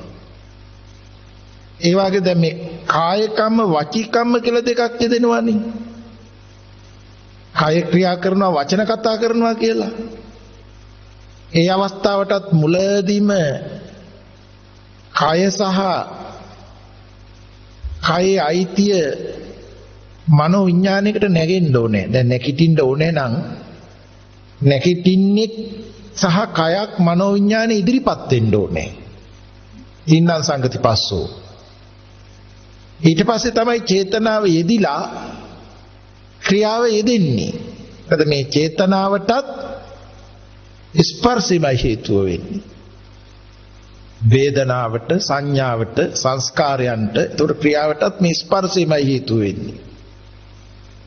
එනිසා කාය කම්ම වාචී කම්ම වලදී සිතට සිහිය පිලිසරණ නොවුනොත් කර්ම රැස් වෙනවා. නිත්‍ය වූ මමක් ඉන්නවා, මම ක්‍රියා කරනවා කියන ආත්ම ගතිය වැඩෙනවා. පිළිසරණ වෙන්නේ නැහැ. ඒ නිසා ඉන්ද්‍රියං අසංවරයෙන් යුක්තව හොත් දේශනාවේ අපිට පෙන්නනවා නිරේගාමී වෙන කර්ම තියෙනවා. තිරිසම්පල උප්පත්ති ලබන කර්මයන් තියෙනවා. പ്രേත විශේෂ උපදින කර්ම තියෙනවා. ඒවා දුගතියට සිහිය පිලිසරණ නොවන තැනට පිලිසරණ වෙන තැනට පෙන්නනවා. මනුස්ස ලෝකෙට ඉපදෙන කර්ම තියෙනවා. දිව්‍ය ලෝකෙට ඉපදෙන කර්ම තියෙනවා. වඩාත් සති සම්පජාඤ්ඤයෙන් යුක්තව ප්‍රඥාවෙන් යුක්තව සිහිය පිලිසරණ වූහොත් තමයි අපි මේ ලෞකිකත්වයේ ඉක්මෝලා දුගතියකටත්පත් නොවි සුගතියකටත්පත් නොවි එතකොට අපි මාර්ගඵල නිර්වාණය ගැන කතා කරන්නේ. සිහිය ඒතන දක්වාම පිලිසරණ වෙනවා. නමුත් සිහිය පිලිසරණ නොවුනොත් අපිට මේ සසර මේ පැවැත්මෙන් මිදෙන්න පුළුවන් කමක් වෙන්නේ නැහැ. සිතට සිහිය පිලිසරණ නොවුනොත් සසරමයි. ඒ නිසා මෙතන අපි තෝරාගන්න ඕනේ භාග්‍යතුන් වහන්සේ වදාරනවා මෙතන සිතට සිහිය පිලිසරණයි කියන එක. අඩුතරමින් දුගතියකට නොයන්නත් සිතට සිහිය පිලිසරණ වෙලා තියෙනවා. කියන්නේ Tamanටත් අනුන්ටත් අනර්ථයක් දුකක් නොවන අර්ථවත් වැඩ කරනකොට ජීවිතේ සිතට ඒ ලෞකික සිහිය පිළිසරණ වෙලා තියෙනවා. සිහිනුවණින් යුක්තව වැඩ කරනවා. එතකොට ඒක දුගතියකට නෙමෙයි සුගතියට. නමුත් මෙතනදී අපි වඩාත් මේ ආපු සූත්‍ර ධර්මයේ හැටියට විදර්ශනාවට බරව කතා කරනවා මේ සති සම්පජාඤ්ඤය කියන එක. එතකොට ප්‍රඥාවෙන් යුක්ත සිහිය සිතට පිළිසරණ වෙන හැටි. ඒ අපට උගන්වනවා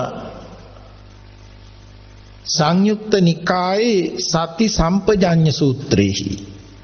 මහණෙනි සති සම්පජාඤ්ඤය කියන්නේ එතකොට සිහි නුවණ ඇති.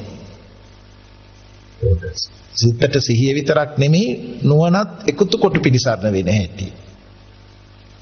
සති සම්පජාඤ්ඤය ඇති කල්ලි ලැජ්ජා බය ඇති වෙයි. හිරියොත්ප්පිය ඇති වෙනවා පාපයට. ලැජ්ජා බය ඇති කල්ලි ඉන්ද්‍රිය සංවර වෙයි. ඉන්ද්‍රිය සංවරය ඇති කල්ලි සමාධිය ඇති වෙයි. සමාධිය ඇති කල්ලි යතහභූත ඥාන දර්ශනය වෙයි. ඇත්ත ඇති හැටි දර්ශනය වෙනවා. යතහභූත ඥාන දර්ශනය ඇති කල්ලි නිබ්බිදාව වේ. මේක උපාදානස්කන්ධයන් කෙරේ කලකිරිල්ල ඇති වෙනවා. උපාදානස්කන්ධේ පරිහරණයට මැලි වෙනවා. උපාදානස්කන්ධේ පරිහරණය නොවෙනවා. නිබ්බිදාව ඇති කල්ලි විරාගය වෙයි. රාගය නොවෙනවා. ආර්ය අෂ්ටාංග මාර්ගක්ෂණයට පත් කරවනවා. විරාගය ඇති කල්ලි විමුක්ති ඥාන දර්ශනය වෙයි. මේ විමුක්ති ඥාන දර්ශනය කියන්නේ අරිහත් ඵලය හා අරිහත් ඵලයට පත් වුණු ක්‍රමය ප්‍රත්‍යවේක්ෂා ඥානයක් වෙනවා. නැවත විමසලා දකින්න පුළුවන්කමක් තියෙනවා. ඵලය හා ඒ පිළිබඳව ප්‍රත්‍යවේක්ෂා ඥානය. භාග්‍යවතුන් වහන්සේකට උපමාවක් වදාරනවා. මහණෙනි අතුකොළ ඇති ගසක් වේ නම් එහි පොතු සිවිය ඵලය අතුකොළ ඇති ගසක් වෙනවා නම් ඒකේ එතන මේ පොත්ත සිවිය ඵලය අරටුව වැඩිවීමට යනවා. එසේම සිහිය ඇති කල්ලි ලැජ්ජා බය සීලේ සමාධියේ යතහභූත ඥාන දර්ශනේ නිබ්බිදා විරාගයේ විමුක්ති ඥානයේ සම්පූර්ණ බවට යනවා. අපට පේනවා කොයිතරම් මේ සිතට සිහිය පිලිසරණ වෙනවද කියන කරුණ. එදිනෙදා ලෝකයේ හා බැඳුණු කටයුතු වලදීත් එතකොට අපි කතා කරුවා සිතට සිහිය පිලිසරණ වෙන බව. ඒ වගේම දුගතියකටපත් වෙන්නේ නැතුව සුගතිගාමි වෙන තැනටත් සිතට සිහිය පිලිසරණ වෙනවා.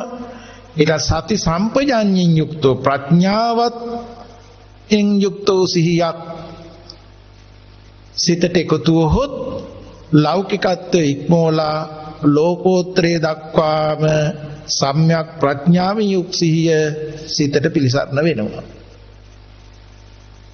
ඒ නිසා ප්‍රඥාවේ යුක්ත සිහිය නිසා තමයි මේ ඉන්ද්‍රිය සංවරය ඇති වෙන්නේ. එතකොට ඒ ගැන ඒ කතා කරන්නේ ලෞකිකත්වයේ සංවරයක් ගැන නෙමෙයි ලෝකෝත්තර ධර්මයේ සංවර වීමක් ගැනයි.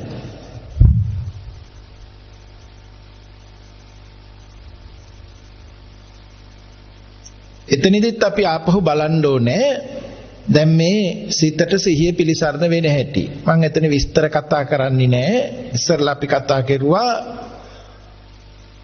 අනිත්‍ය වෙන චක්කු ප්‍රසාදයට අනිත්‍ය වෙන ගෝචරයේ මුණ ගැහෙනකොට එතන කෙනෙක් නොවේ අනාත්මයි. ප්‍රසාදයක් හට ගැනීම නිරුද්ධ වෙන ස්වභාවයෙන් යුක්තයි. ගෝචරයත් හට ගැනීම නිරුද්ධ වෙන ස්වභාවයෙන් යුක්තයි. ඒ දෙක එකතු කරන ආලෝකයත් හට ගැනීම නිරුද්ධ වෙන ස්වභාවයෙන් යුක්තයි. ඒ පිළිබඳව ඡායාවක් ඇති වෙනවා නම් හට ගැනීම නිරුද්ධ වෙන ස්වභාවයෙන් යුක්තයි. නොපවතින නොපහිටන ස්වභාවයෙන් යුක්තයි. ඒ ගැන අතීත වර්තමාන අනාගත කියලා බලන්න බෑ. කෙනෙක් නොවන නිසා අනාත්මයි. දැන් එය හොඳට පැහැදිලි නම් හොඳට විමර්ශනය වෙලා තියෙනවා නම් ඒක සම්මර්ථනය වෙලා ඒ ගැන තෝරාගෙන ඉවරයි නම් දැන් ඒ පිළිබඳ අයෝනිසෝ මනසිකාරයක් නෙමෙයි වෙන්නේ යෝනිසෝ මනසිකාරයක්.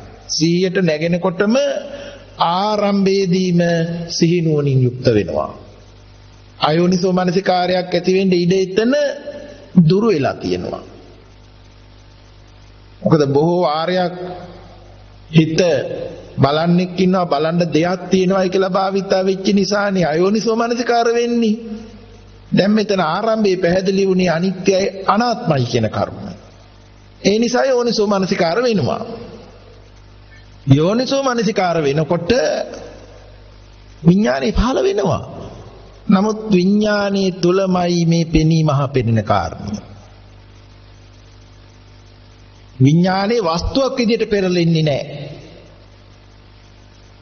ඒ අපට ධර්මයේ පෙන්නලා තියෙනවා මේ රූපේ පෙන පිනක් විදිහට දකින්නකොට කියන්නේ ඇතිව නැති වෙන විදිහට අවබෝධ කරනකොට වේදනාව දිය බුබුලක් සංඥාව මිරිගුදුයක් සංකාරයේ කෙහෙල් කඳක් විඥානි මායාවක් කියලා. ඒ වචන තුලින් ඒ වදාළ වචන තුලින් එකතු ආපු දැකීම මෙතෙන්ද යෙදුණා. ඒකේ සාරයක් නැති බව බලන්නා බලනදී නාම ධර්මයක් මේ දැනගන්න බව. නාම ධර්ම රූප ආකෘතියක් ගන්නවා විනා භෞතික වූ ස්වභාවයක් මේ දැනගන්නවා නොයි කියන කරුණ ගැන. දෙන්දාර මුලට යෙදුණු සම්මර්ථන ඥානියත් යෝනිසෝ මනසිකාරයත් බොහෝ උපකාර සිටියා. ඒ නිසා තින්නං සංගති පස්සෝ විඥානයේ ළඟම බලන්නහ බලන වෙනීමහ පෙනෙන කාරණේ වේදනාවක් පහළ වෙනවා. වේදනාවත් හටගෙන නිරුද්ධ වෙන ස්වභාවයෙන් යුක්තයි දීපුලක් වාගේ. එතකොට දැන් සැප වේදනාවේදී රාගානුසයෙන් සංග්‍රහ වෙන්න තියෙන ඉඩ නැතුව යනවා. දුක් වේදනාවේදී පටිඝානුසයෙන් සංග්‍රහ වෙන්න තියෙන ඉඩ නැති වෙලා යනවා. උපේක්ඛා වේදනාවේදී මධ්‍යස්ථ වූවත් මෝහානුසය නැතුව යනවා. මුලාව නැහැ. මොකද උපේක්ඛා වෙන්නේ නැහැ එතන. ඒ නිසා තමයි මෙතනදී අපිට පෙන්නලා තියෙන්නේ මේ ස්වභාවය ප්‍රත්‍යයෙන් හට ගන්නවා සංකතයි කියන ධර්මය. සකස් වෙන ධර්මයක් නේ. තියෙන ධර්මයක් නෙමෙයි. හේතු යෙදෙනකොට මේ සකස් වෙන ධර්මයක් මේ බැලිල්ල කියන්නේ. ඒක ඒ විදිහට නොදැක්කොත් ඕලාරිකයි. ඒ සකස් වෙන ධර්මයක් බවට වැහෙනවා දෘෂ්ටියෙන්. ඒකනත් පැහැදිලි වෙලා තියෙනවා. වැහෙන හැටිත් පැහැදිලිලා තියෙනවා. සකස් වෙන ධර්මයකොත් බවට පැහැදිලිලා තියෙනවා. පටිච්ච සමුප්පන්නයි කියන්නේ ප්‍රත්‍යයෙන් උපදින නිරුද්ධ වෙන ධර්මයක්. මෙන්න මේ විදර්ශනා උපේක්ඛාවක් එතන ඇති වෙනවා නම් අර සම්මත උපේක්ඛාව නෙමෙයි. විපස්සනාවෙන් උපේක්ඛාව ඇති වෙනවා නම් ඒ උපේක්ඛාව සාන්තයි ප්‍රණීතයි. රාගය ගැටීම දුරු කරන ස්වභාවයෙන් යුක්තයි. මේක භාග්‍යතුන් වහන්සේ මජ්ක්‍ධිම නිකායේ ඉන්ද්‍රිය භාවනා සූත්‍රයේ දීර්ඝව වදාරලා තියෙනවා.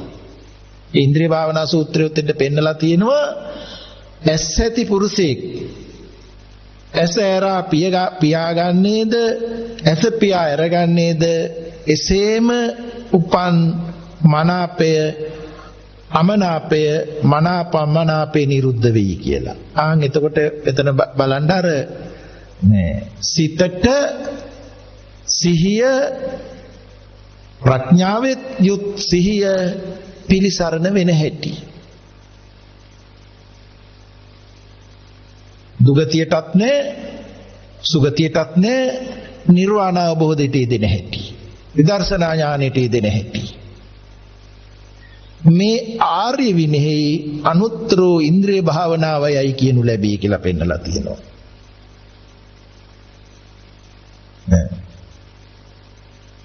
සෝතංච පටිච්ච සද්දේච උප්පජ්ජති සෝත විඥානං කියන තැන බලන්න.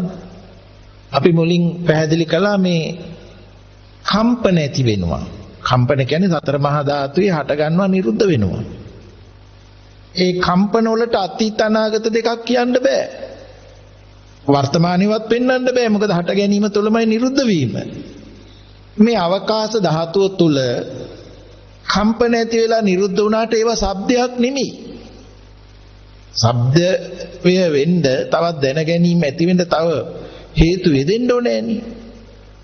අවකාශය ශබ්ද කම්පන ඇති වෙලා නැති වෙනවා. නැති වෙන කම්පනයට අනුරූප කම්පනයක් ඇති වෙනවා. ඒ ඇති වෙලත් නැති වෙනවා. සද්දේ ඉඳන් මෙහාට ආවේ නැහැ. ශබ්ද කම්පන ඇති වෙනවා නැතිවීම නිසා නැවත කම්පනයක් ඇති වෙනවා. මොකද හටගන්න එකක් නැසෙන්නේ නැවත හටගන්න හැකියාවක් නොත් හේතුවක් යෙදිලායි. අන්න එතන තමයි රූප ධර්මයේ හටගන්න හේතුව. ඒක නැසෙනකොට නැවත අනුතුරු කම්පණය ඇති වෙන්න හේතුවක් යෙදෙනවා. එහෙනම් සෝත ප්‍රසාදේ ළඟම තියෙන ශබ්ද කම්පණය තමයි සෝත ප්‍රසාදයට හැපුනේ. අවකාශය උදව් කරගෙන. සෝත ප්‍රසාදයක් ඇතිව නැති වෙනවා. අපි ඒක දීර්ඝ විස්තරයකින් මුලට පැහැදිලි කරලා අවසන් වුණා. ආයු නිසා උස්නේ, උස්නේ නිසා ආයුෂය, මේ ඉන්ද්‍රිය පැවතෙනවා කියලා. ඒ ධර්ම කොටස උතෙන් එකතු කරගන්න ඕනේ. දැන් ඒ සෝත ප්‍රසාදයක් කම්පනයක් ඇතිව නැති වුණා, අනිත්‍යයි අනාත්මයි. ආයෙ ගැන නම් කරන්නවත් බෑ. කාලයක් දෙන්නත් බෑ. ඒ අරමයා යෝනිසෝ මනසිකාරයකින් දැනගන්නකොට, සිහිනුවණකින් සිහි වෙලා දැනගන්නකොට සෝත විඥානේ එහිමත් ඇහෙන කාරණයක් විඥානේමයි. එතන පැහැදිලි වෙන්න ඕනේ ඒ විඥානේ පහළ වෙන්න රූප ධර්මයේ යම් උදව්වක් දෙනවා. 아무ත් රූපේ සිතුවිලිවත් හිතවත් නෙමෙයි. දැන් මලසිරුරක සිතුවිලි හිතක් පහළ වෙන්නේ නැහෙනි. ප්‍රසාදයක් අක්‍රියයි. ගෝචරයේ ගැටුණට කම්පණය වෙන්නේ නැහැ. ආයු ගෙවිලා. උණුසුම නැහැ. ඒ කියන්නේ අර ආයුස්මාච විඥානං යදා කායං ජහන්තිමං අපවිද්දෝ තදාසේති පරමත්තං අචේතයන් කියලා දේශනාවේ සඳහන් වෙලා තියෙන්නේ. ආයුෂයත් උෂ්ණයත් විඥානයත් අතහැරෙනකොට කෝමි ගණයාට බත්ව මේ සිරුර හොවි කියලා. ඒ නිසා මේක උෂ්ණය ඇතිතාක් ප්‍රසාදයන්ට ගෝචරයේ ගැටෙනකොට යම් කම්පනයක් වෙනවා, රූප ධර්මයේ හේතුවක් වෙනවා. ඒ වගේම තමයි මේ ආස්වාස වාතයත් ලේ ධාතුවේ සංයෝගයත් රූප ධර්මයක්. ඒකේ ධාතුව කියන ඒක ශක්තිය වෙන්න ඕනේ අර භාවිතා වෙච්ච ආකාරයේ සිහි වෙලා දැන ගැනීම වෙන්න. ආමනින් හිතන්න උදාහරණයක් කිව්වොත් දැන් මේ පරිගණකයකට විදුලිය ලැබෙන්න ඕනේ දත්ත භාවිතා වෙන්න. පරිගණකයේ විදුලිය අලුත් වෙන්න ඕනේ භාවිතා වෙච්ච ආකාරයේ සිහියට මේ ක්‍රියා වෙන්න. මේ පරිගණකයේ භෞතික දෙයක්. ඒක නිෂ්පාදනයක්. ඒ වාගේ නෙමෙයි මෙතන කර්මයෙන් හටගත්ත දෙයක්. මොකද පරිගණකය මේ සත්‍ය ඇති කෙරුවා නෙමෙයි. අත්‍යගේ අතුරු නිෂ්පාදනයක් පරිගණකය. මෙතන තියෙන න්‍යාය භාවිතා කරලා. ඒ වාගේ මෙතනත් විදුලිය ඇති වෙනවා වාගේ මේ ආස්වාස වාතයේ ලේ ධාතුව දෙක සංයෝග කරන උණුසුමයි බලයක් ඇති වෙනවා. උණුසුම රූපේ පැත්තට. ඒකේ බලය නිසාම තමයි අර හිත භාවිතා වීමහා නැවත අවස්ථානුකූල සිහි ගැන්වීමේ ක්‍රියාව වෙන්නේ. හැබැයි මේ ධර්මතා එකක්වත් තියෙනවා නෙමෙයි. එකිනෙකට ප්‍රත්‍ය ධර්ම. ස්ථිරව තැනක් පෙන්වන්න බෑ. ඒ නිසා නැවත අර නවත්තපු තැන මතක් කරගන්න සෝත ප්‍රසාදයට ගෝචරයේ ගැටෙනකොට අනිත්‍යයි අනාත්මයි. එතකොට මේ පිළිබඳ සිහිවීමක් වෙනවා. මේ ප්‍රත්‍ය ක්‍රමයෙන් සිහි වෙනකොට එහිමයි එහෙන කාරණේ විඥානය. එහෙනම් ඒ සෝත විඥානේ ඇති වෙන්න උපකාර වුණා වූ ප්‍රත්‍ය සියල්ලෙන් නිරුද්ධයි නම් මේ විඥාණයටත් ආත්මී භාවයක් දෙන්න බෑ.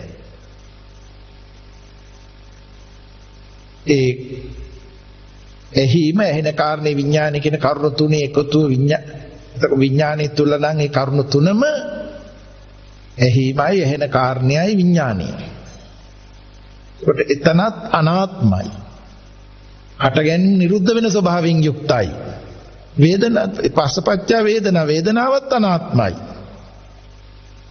ඒ නිසා සකස් වෙන ධර්මයක් මේක. සංකතයි.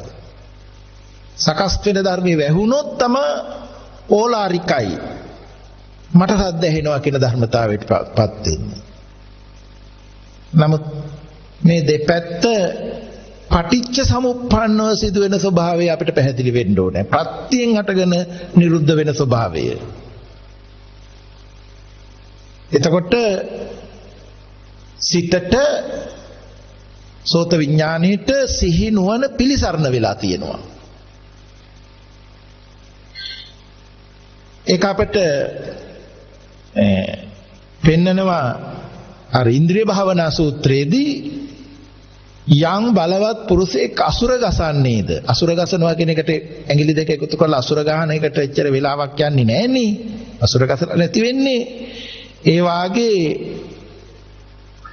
දැන් යම් ශබ්ද දැන ගැනීමක් ඇති වෙන මොහොතට අර සිහිනුවණින් යුක්ත නම් උපන් මනාපය හෝ අමනාපය හෝ මනාපමනාපය වහාම නිරුද්ධ වී විදර්ශනා උපේක්ඛාව පිහිටා සිටී කියලා. ඒ தത്വෙට මේක මේ සම්මර්ෂණ ඥානයේ ඉඳන් ඒ සිහි නුවණ යෙදෙන තැනටම ඒක භාවිතා කළ යුතු ධර්මයක්. භාවිතාය බහුලීකතාය කියලානේ දේශනාවේ පෙන්නන්නේ. භාවිතා කරන්න බොහෝ කොට භාවිතා කරන්න කියලා. ඊළඟට අපි ගාහන ඉන්ද්‍රිය ගැන බලනවා. ගාහනංච පටිච්ච ගන්ධේච උප්පජ්ජති ගාන විඥානං. ගන්ධ කලාපේ කියන්නේත් එතකොට ඇති ධර්මයක් නෙමෙයි, හටගෙන නිරුද්ධ වෙන ධර්මයක්. නාසය ප්‍රසාදයත් හටගෙන නිරුද්ධ වෙන ධර්මයක්.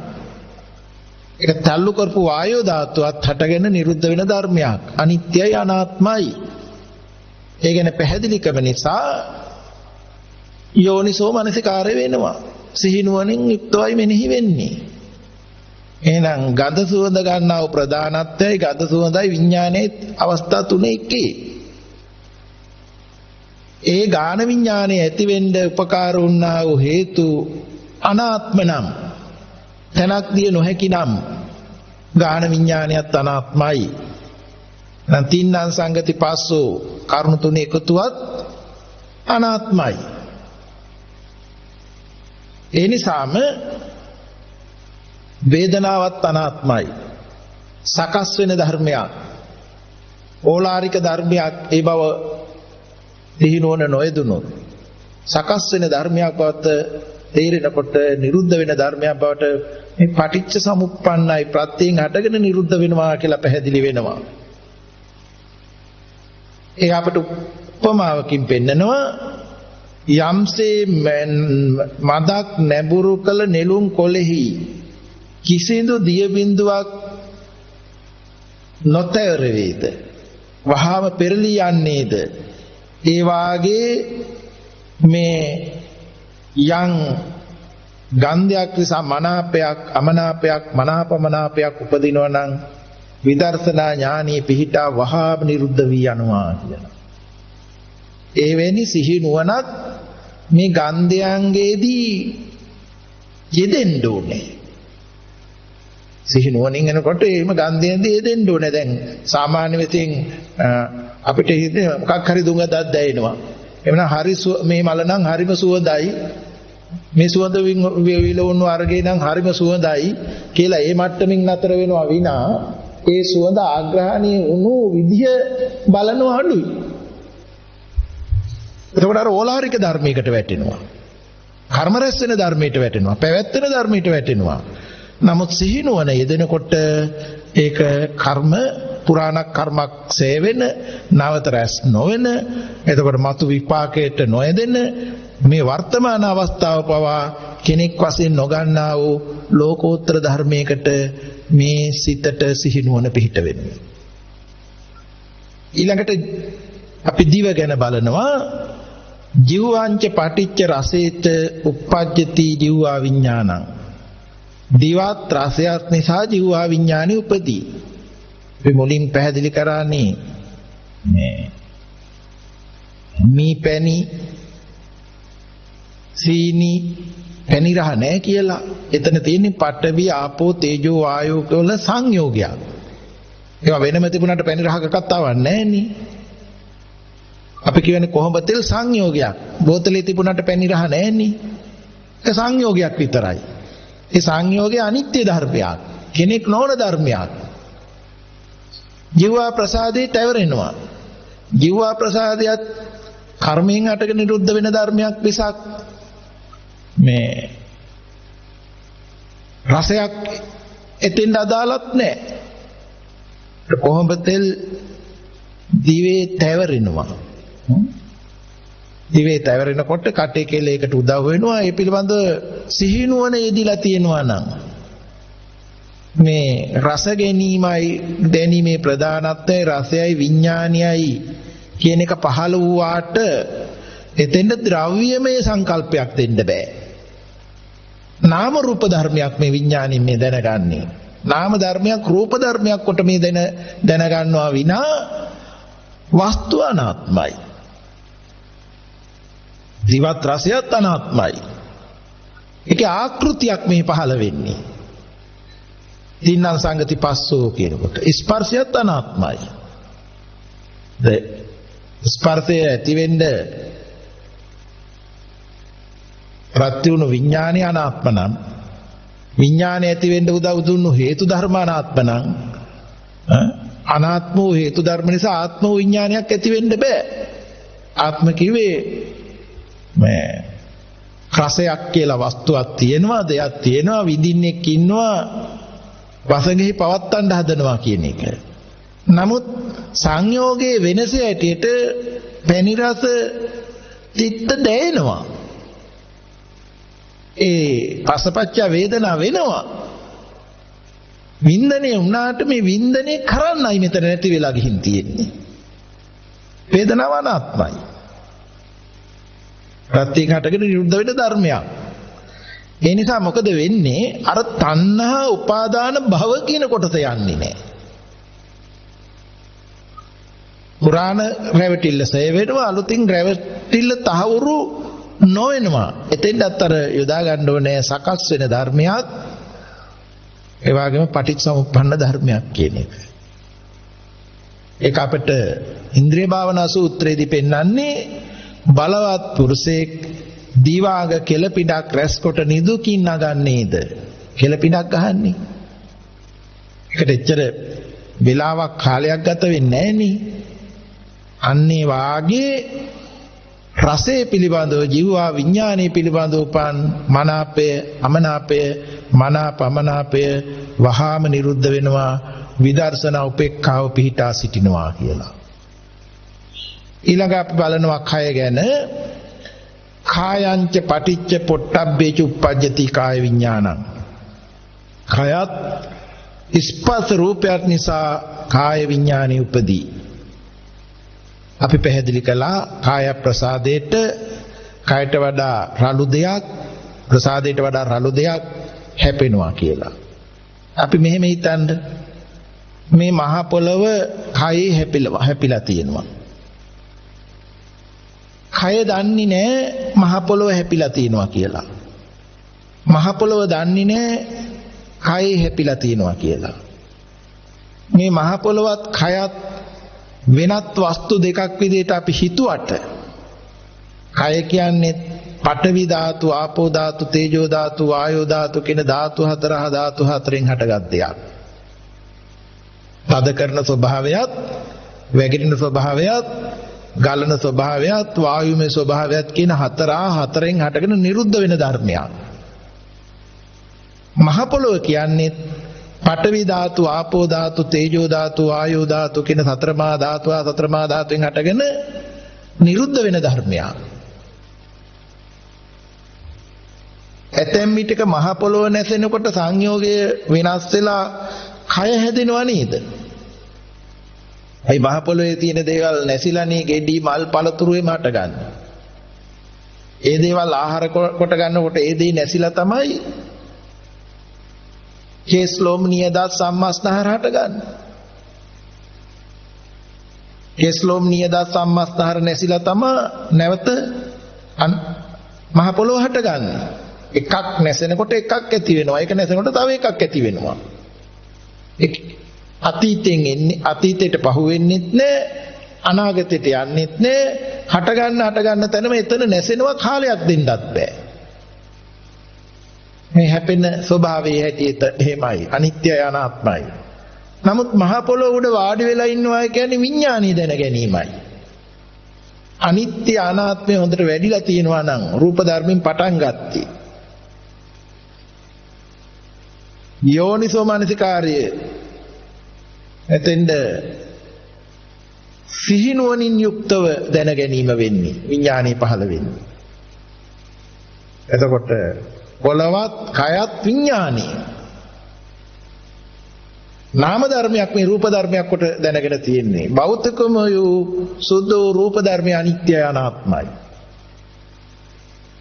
ඒකයි කාය ප්‍රසාදයට රූපයත් නිසා විඥානයක් හට ගන්නවා. තිදෙනාගේ එකතුව ස්පර්ශයයි. හැම ප්‍රත්‍යක්ම අනාත්ම නිසා විඥානයත් ස්පර්ශයත් අනාත්මයි. ඒ පිළිබඳව ඇති වෙන වේදනාවත් අනාත්මයි.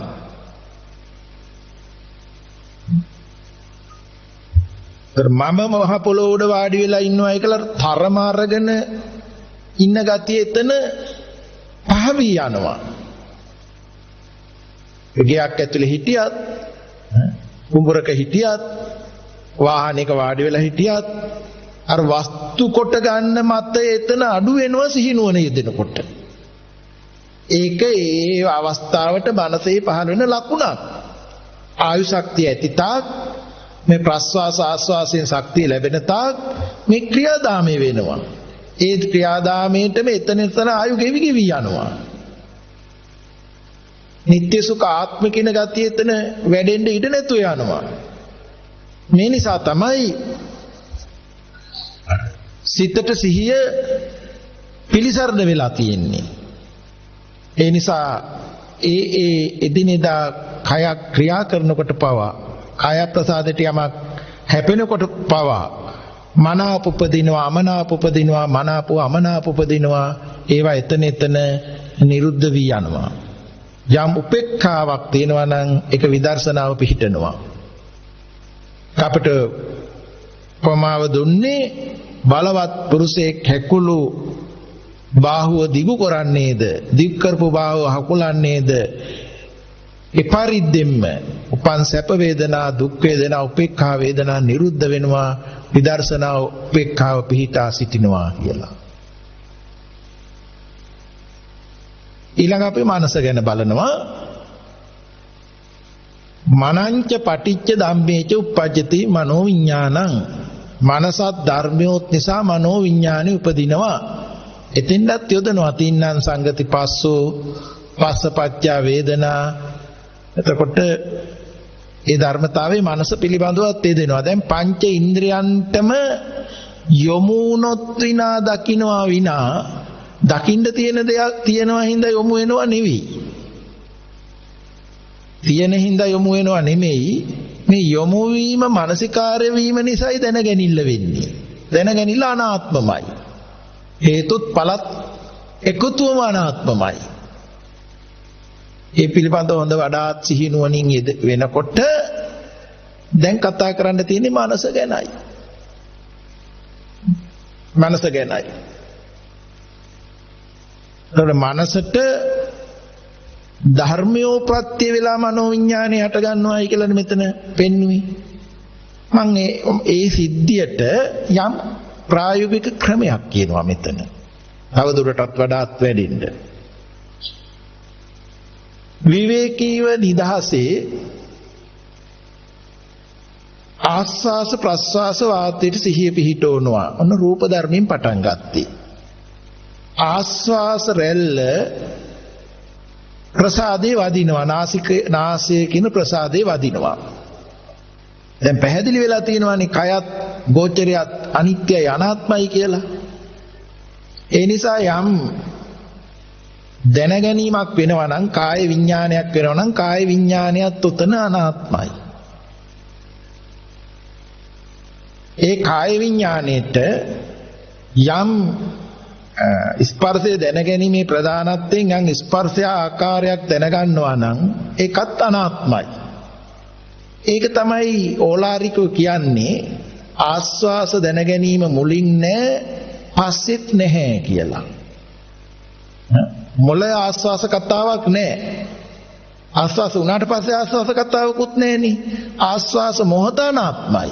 නැතෝ ඇත දෙකෙන් තොරයි.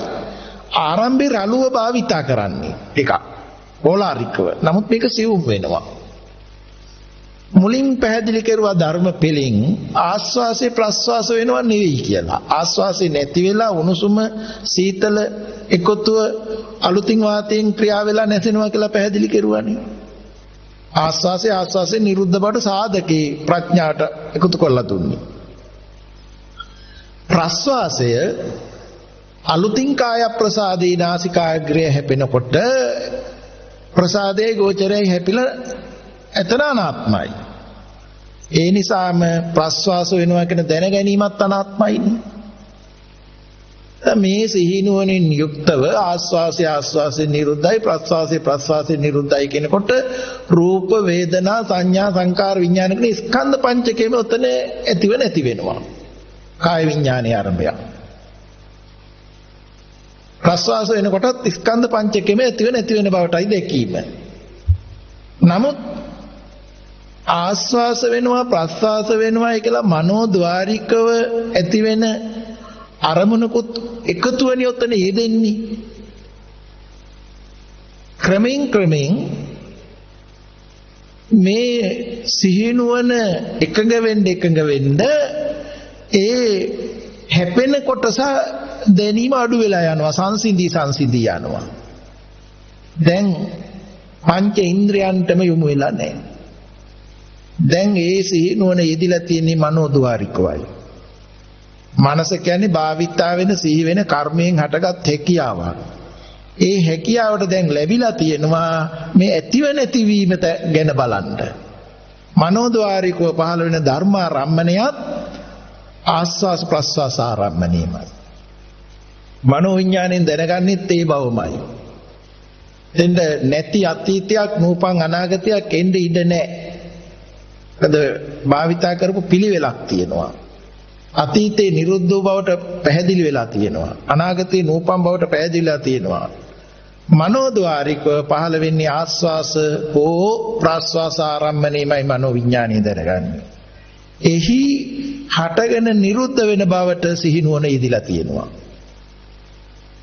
ඒ නිසා තින්නාන් සංගති පස්සෝ ස්පර්ශය අනාත්මයි වේදනාව අනාත්මයි. මේ කියන්නේ මනෝ විඥානේ ළඟයි.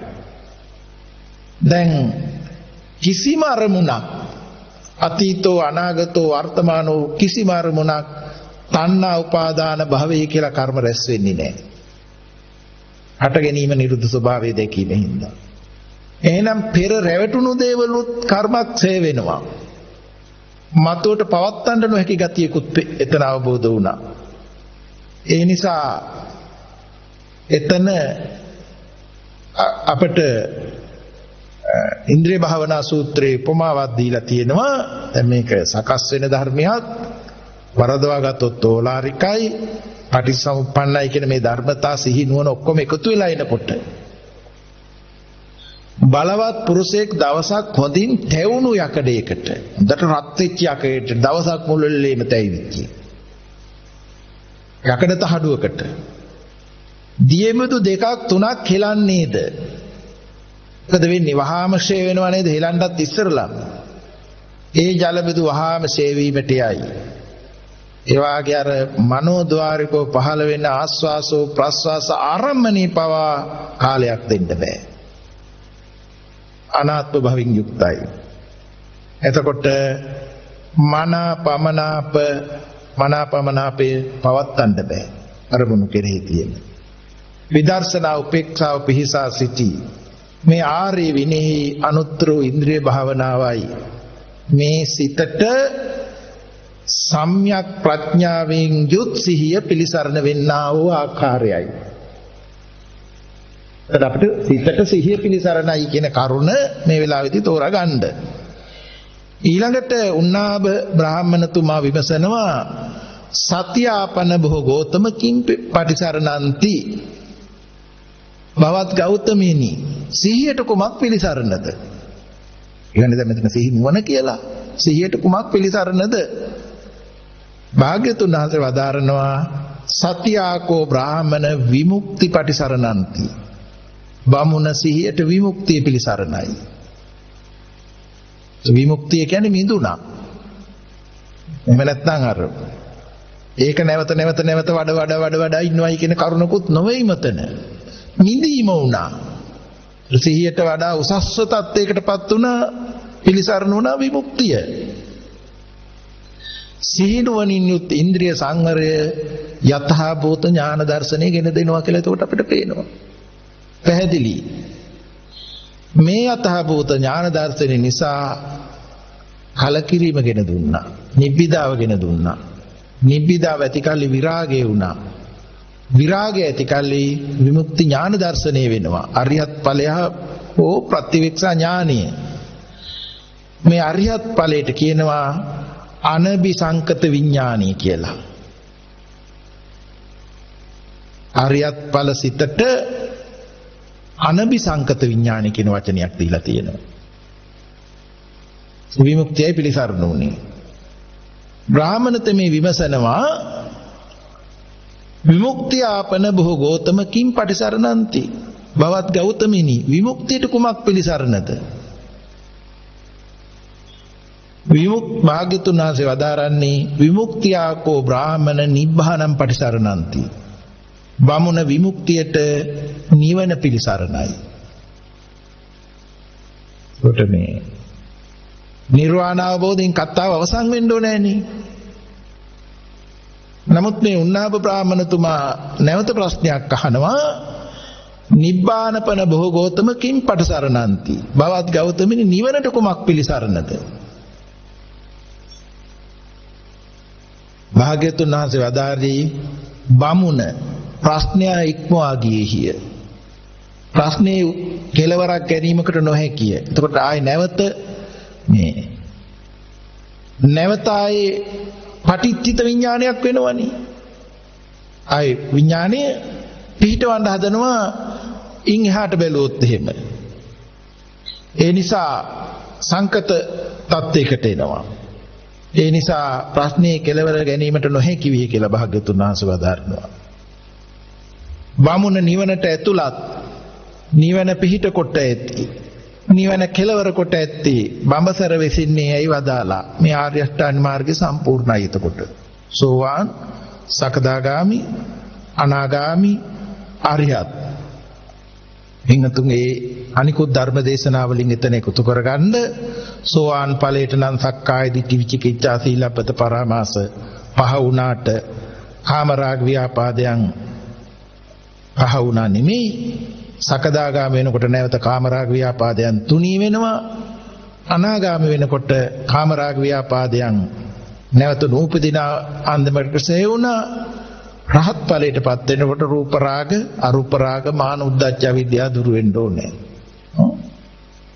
අනුස ධර්ම ගැන කතා කරනකොටත් සෝතාපට්ටි ඵලයටපත් වෙනකොට දිට්ඨි අනුසයයි, සක්කාය දිට්ඨියක් ඇති කරන්නා වූ ගතියයි, විචිකිච්ඡාවයි දුරු වුණා. සැකය.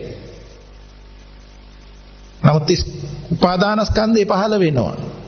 දිට්ඨිය නෑ. සක්කාය දිට්ඨිය නෑ. සක්කාය පහළ වෙන උපාදානස්කන්ධේ. නැවත නැවතත් මේ හේතුඵල ධර්මයේ වැඩිමෙන් රාගානුසය, පටිඝානුසය තුනී වෙනවා. සකදාගාමි වෙනවා. සකදාගාමි වුණාට පස්සේ රාගානුසය, පටිඝානුසය නැවත නූපදිනා වූ ආකාරයට පහ වෙලා අනාගාමි ඵලයටපත් වෙනවා.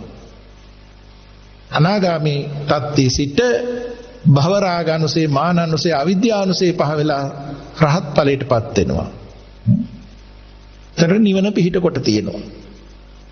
විමුක්තියට නිවන පිළිසරණයි. ඊට පස්සේ උන්නාභ බ්‍රාහමණතුමා භාග්‍යතුන් වහන්සේගේ දේශනාව පිළි අරගෙන ඒ දේශනාව කෙරෙහි සතුටු වෙලා අනුමෝදනන්ව වාඩි වෙලා හිටපු ආසනේ නැගිටලා භාග්‍යතුන් වහන්සේට වන්දනා කරලා පැදකුණු කරලා එතනින් පිටත් වෙලා ගියා. භාග්‍යතුන් වහන්සේ වදාරනවා වික්ෂුන් වහන්සේලාට නිවසක නැගෙනහිර කවුළු වලින් එන හිරු රැස් උදා වෙන විට හිරු රැස් කොහේ පවතීද කියලා. නැගෙනහිර කවුළුවෙන් හිරු උදා වෙගෙන එනකොට නැගෙනහිර කවුළුවකට වැටෙන හිරු රැස් කොහටද වැටෙන්නේ කියලා අහනවා. වහන්ස බටහිර බිත්තියෙහිය. එමෙන්ම උන්නාබ බ්‍රාහ්මණ බමුණාට තථාගතයන්න් වහන්සේගේ ශ්‍රද්ධාව ඇතුළට පිවිසිටි. එම ශ්‍රද්ධාව මහණෙකු විසින්නෝ බමුණෙකු විසින්නෝ දෙවියෙකු විසින්නෝ මාරකු විසින්නෝ බඹකු විසින්නෝ ලෝ කිසිවෙකු විසින්නෝ වෙනසිය නොහැකිය. ඉදින් උන්නාබ බ්‍රාහ්මණෝ දැන් කලුරිය කරන්නේ නම් යම් සංයෝජනයකින් යුක්තව මෙලවට නොපමිනින්නේය. ඒකට අපට අධිගම තත්ත්වයකට මේ මොහොතේම පත්වෙච්ච බව පේනවා. ඒකට තථාගතයන් වහන්සේ කෙරෙහි ශ්‍රද්ධාව කියන්නේ තථාගතයන් වහන්සේ කෙරෙහි බෝධිය කෙරෙහි සත්‍ය අවබෝධය කෙරෙහි මෙතන පැහැදුනේ. චතුරාර්ය සත්‍ය ධර්මයේ කෙරෙහි පැහැදුනේ. අපි මුලින් මතක් කළා අඳුරු ආවට තියෙනවා සඳහිරු දෙදෙනාගේ එළිය නොවැටෙන. චතුරාර්ය සත්‍ය ධර්මයේ නොදක්නා වූ ජීවිතය තුල ජාතිය ජරාව ව්‍යාධිය මරණය කියන අතිශයින් අඳුර මම කොට පිළි අරගෙන ඉන්නවා නම් අඳුරේ ඉන්නේ. ඒ නිසා ප්‍රඥා ලෝකයෙන් මේ තථාගත භාග්‍යතුන් වහන්සේ වදාළ ධර්මයේ ජීවිතයට එකතු කරගෙන කිසිදාක අඳුරක් නොවන මේ මාර්ගඵල පිළිවෙලින් උතුම් වූ චතුරාර්ය සත්‍ය අවබෝධය කර ගැනීම අපට වීරිය කරන්න ඕනේ. හේතු ආසනා වේවා කියලා අදිෂ්ඨාන කරගන්නට ඕනේ. අද ධර්මානුශාසනාව සිද්ධ කිරීමට දායකත්වයක් දරලා තියෙන්නේ අවිස්සාවෙල්ලේ පදිංචි එල්ලේ සිරිවර්ධන මහත්මයා ඇතුළු දූ දරුවන් විසින්. මේ පින්වතුන් ධර්මයේ ශ්‍රවණය කළා. ලංකාවාසී ලෝකවාසී පින්වතුන් ධර්මයේ ශ්‍රවණය කරනවා, ධර්මයේ වඩා ගන්නවා. ඒ නිසා මේ උතුම් බුද්ධ ශාසනය පවත්වන්න කරපු මේ උපකාර ධර්මයේ නිසා මේ පින්වතුන් ශාසනික හැඟීමෙන් බැහැරවන්නේ නැහැ. කල්යාණ මිත්‍ර ආශ්‍රය ලැබෙනවා.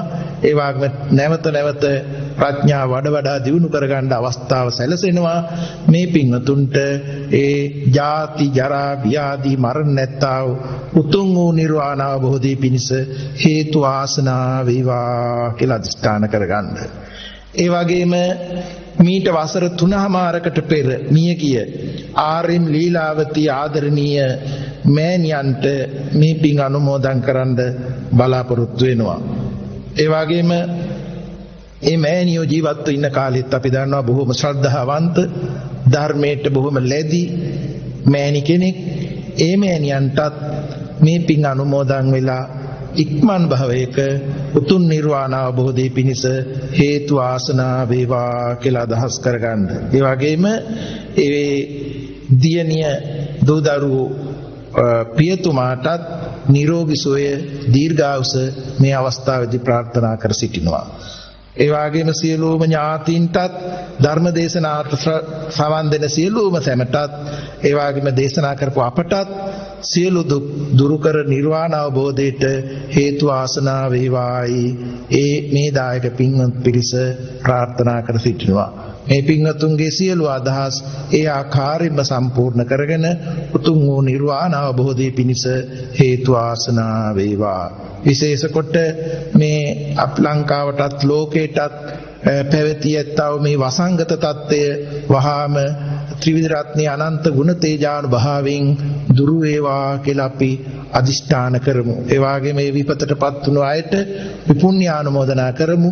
රෝගී භාවයටපත් වී සිටින සියලු දෙනාටම අපි නිරෝගී සුවය ප්‍රාර්ථනා කරමු. ඒ වගේම මේ ප්‍රඥා නාලිකාවේ නිර්මාතෘරු ගෞරවනීය ඒ නායක ස්වාමින් වහන්සේලා ඇතුළු සියලු ස්වාමින් වහන්සේලාටත් කාර්ය මණ්ඩලයටත් මේ පින් අනුමෝදන් වෙලා මේ සත්කාර්ය මේ උදාර කාර්යය තව තවත් ඉෂ්ට සිද්ධ කර ගැනීමට හේතු ආසනා වේවායි අපි අදහස් කරමු. සම්මාදිට්ඨික දේව සමූහයත් අනුමෝදන් වේවා. දෙවියෝ පිණින් සතුට වේවා.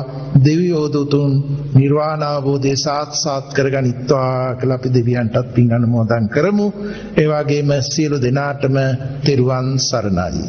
ආකාසට්ඨා ච බුම්මට්ඨා දේවා නාග මහිද්దికා පුඤ්ඤන්තං අනුමෝදිත්වා චිරන් රක්ඛන්තු ලෝක සාසනං. ආකාසට්ඨා ච බුම්මට්ඨා දේවා නාග මහිද්దికා පුඤ්ඤන්තං අනුමෝදිත්වා චිරන් රක්ඛන්තු දේශනං. ආකාසට්ඨා ච බුම්මට්ඨා දේවා නාග මහිද්దికා පුඤ්ඤන්තං අනුමෝදිත්වා චිරන් රක්ඛන්තුං සදා. සියලු දෙනාටම උතුම් වූ නිවනින් සැනසීම වේවා. සම්මා සම්බුදු සරණයි.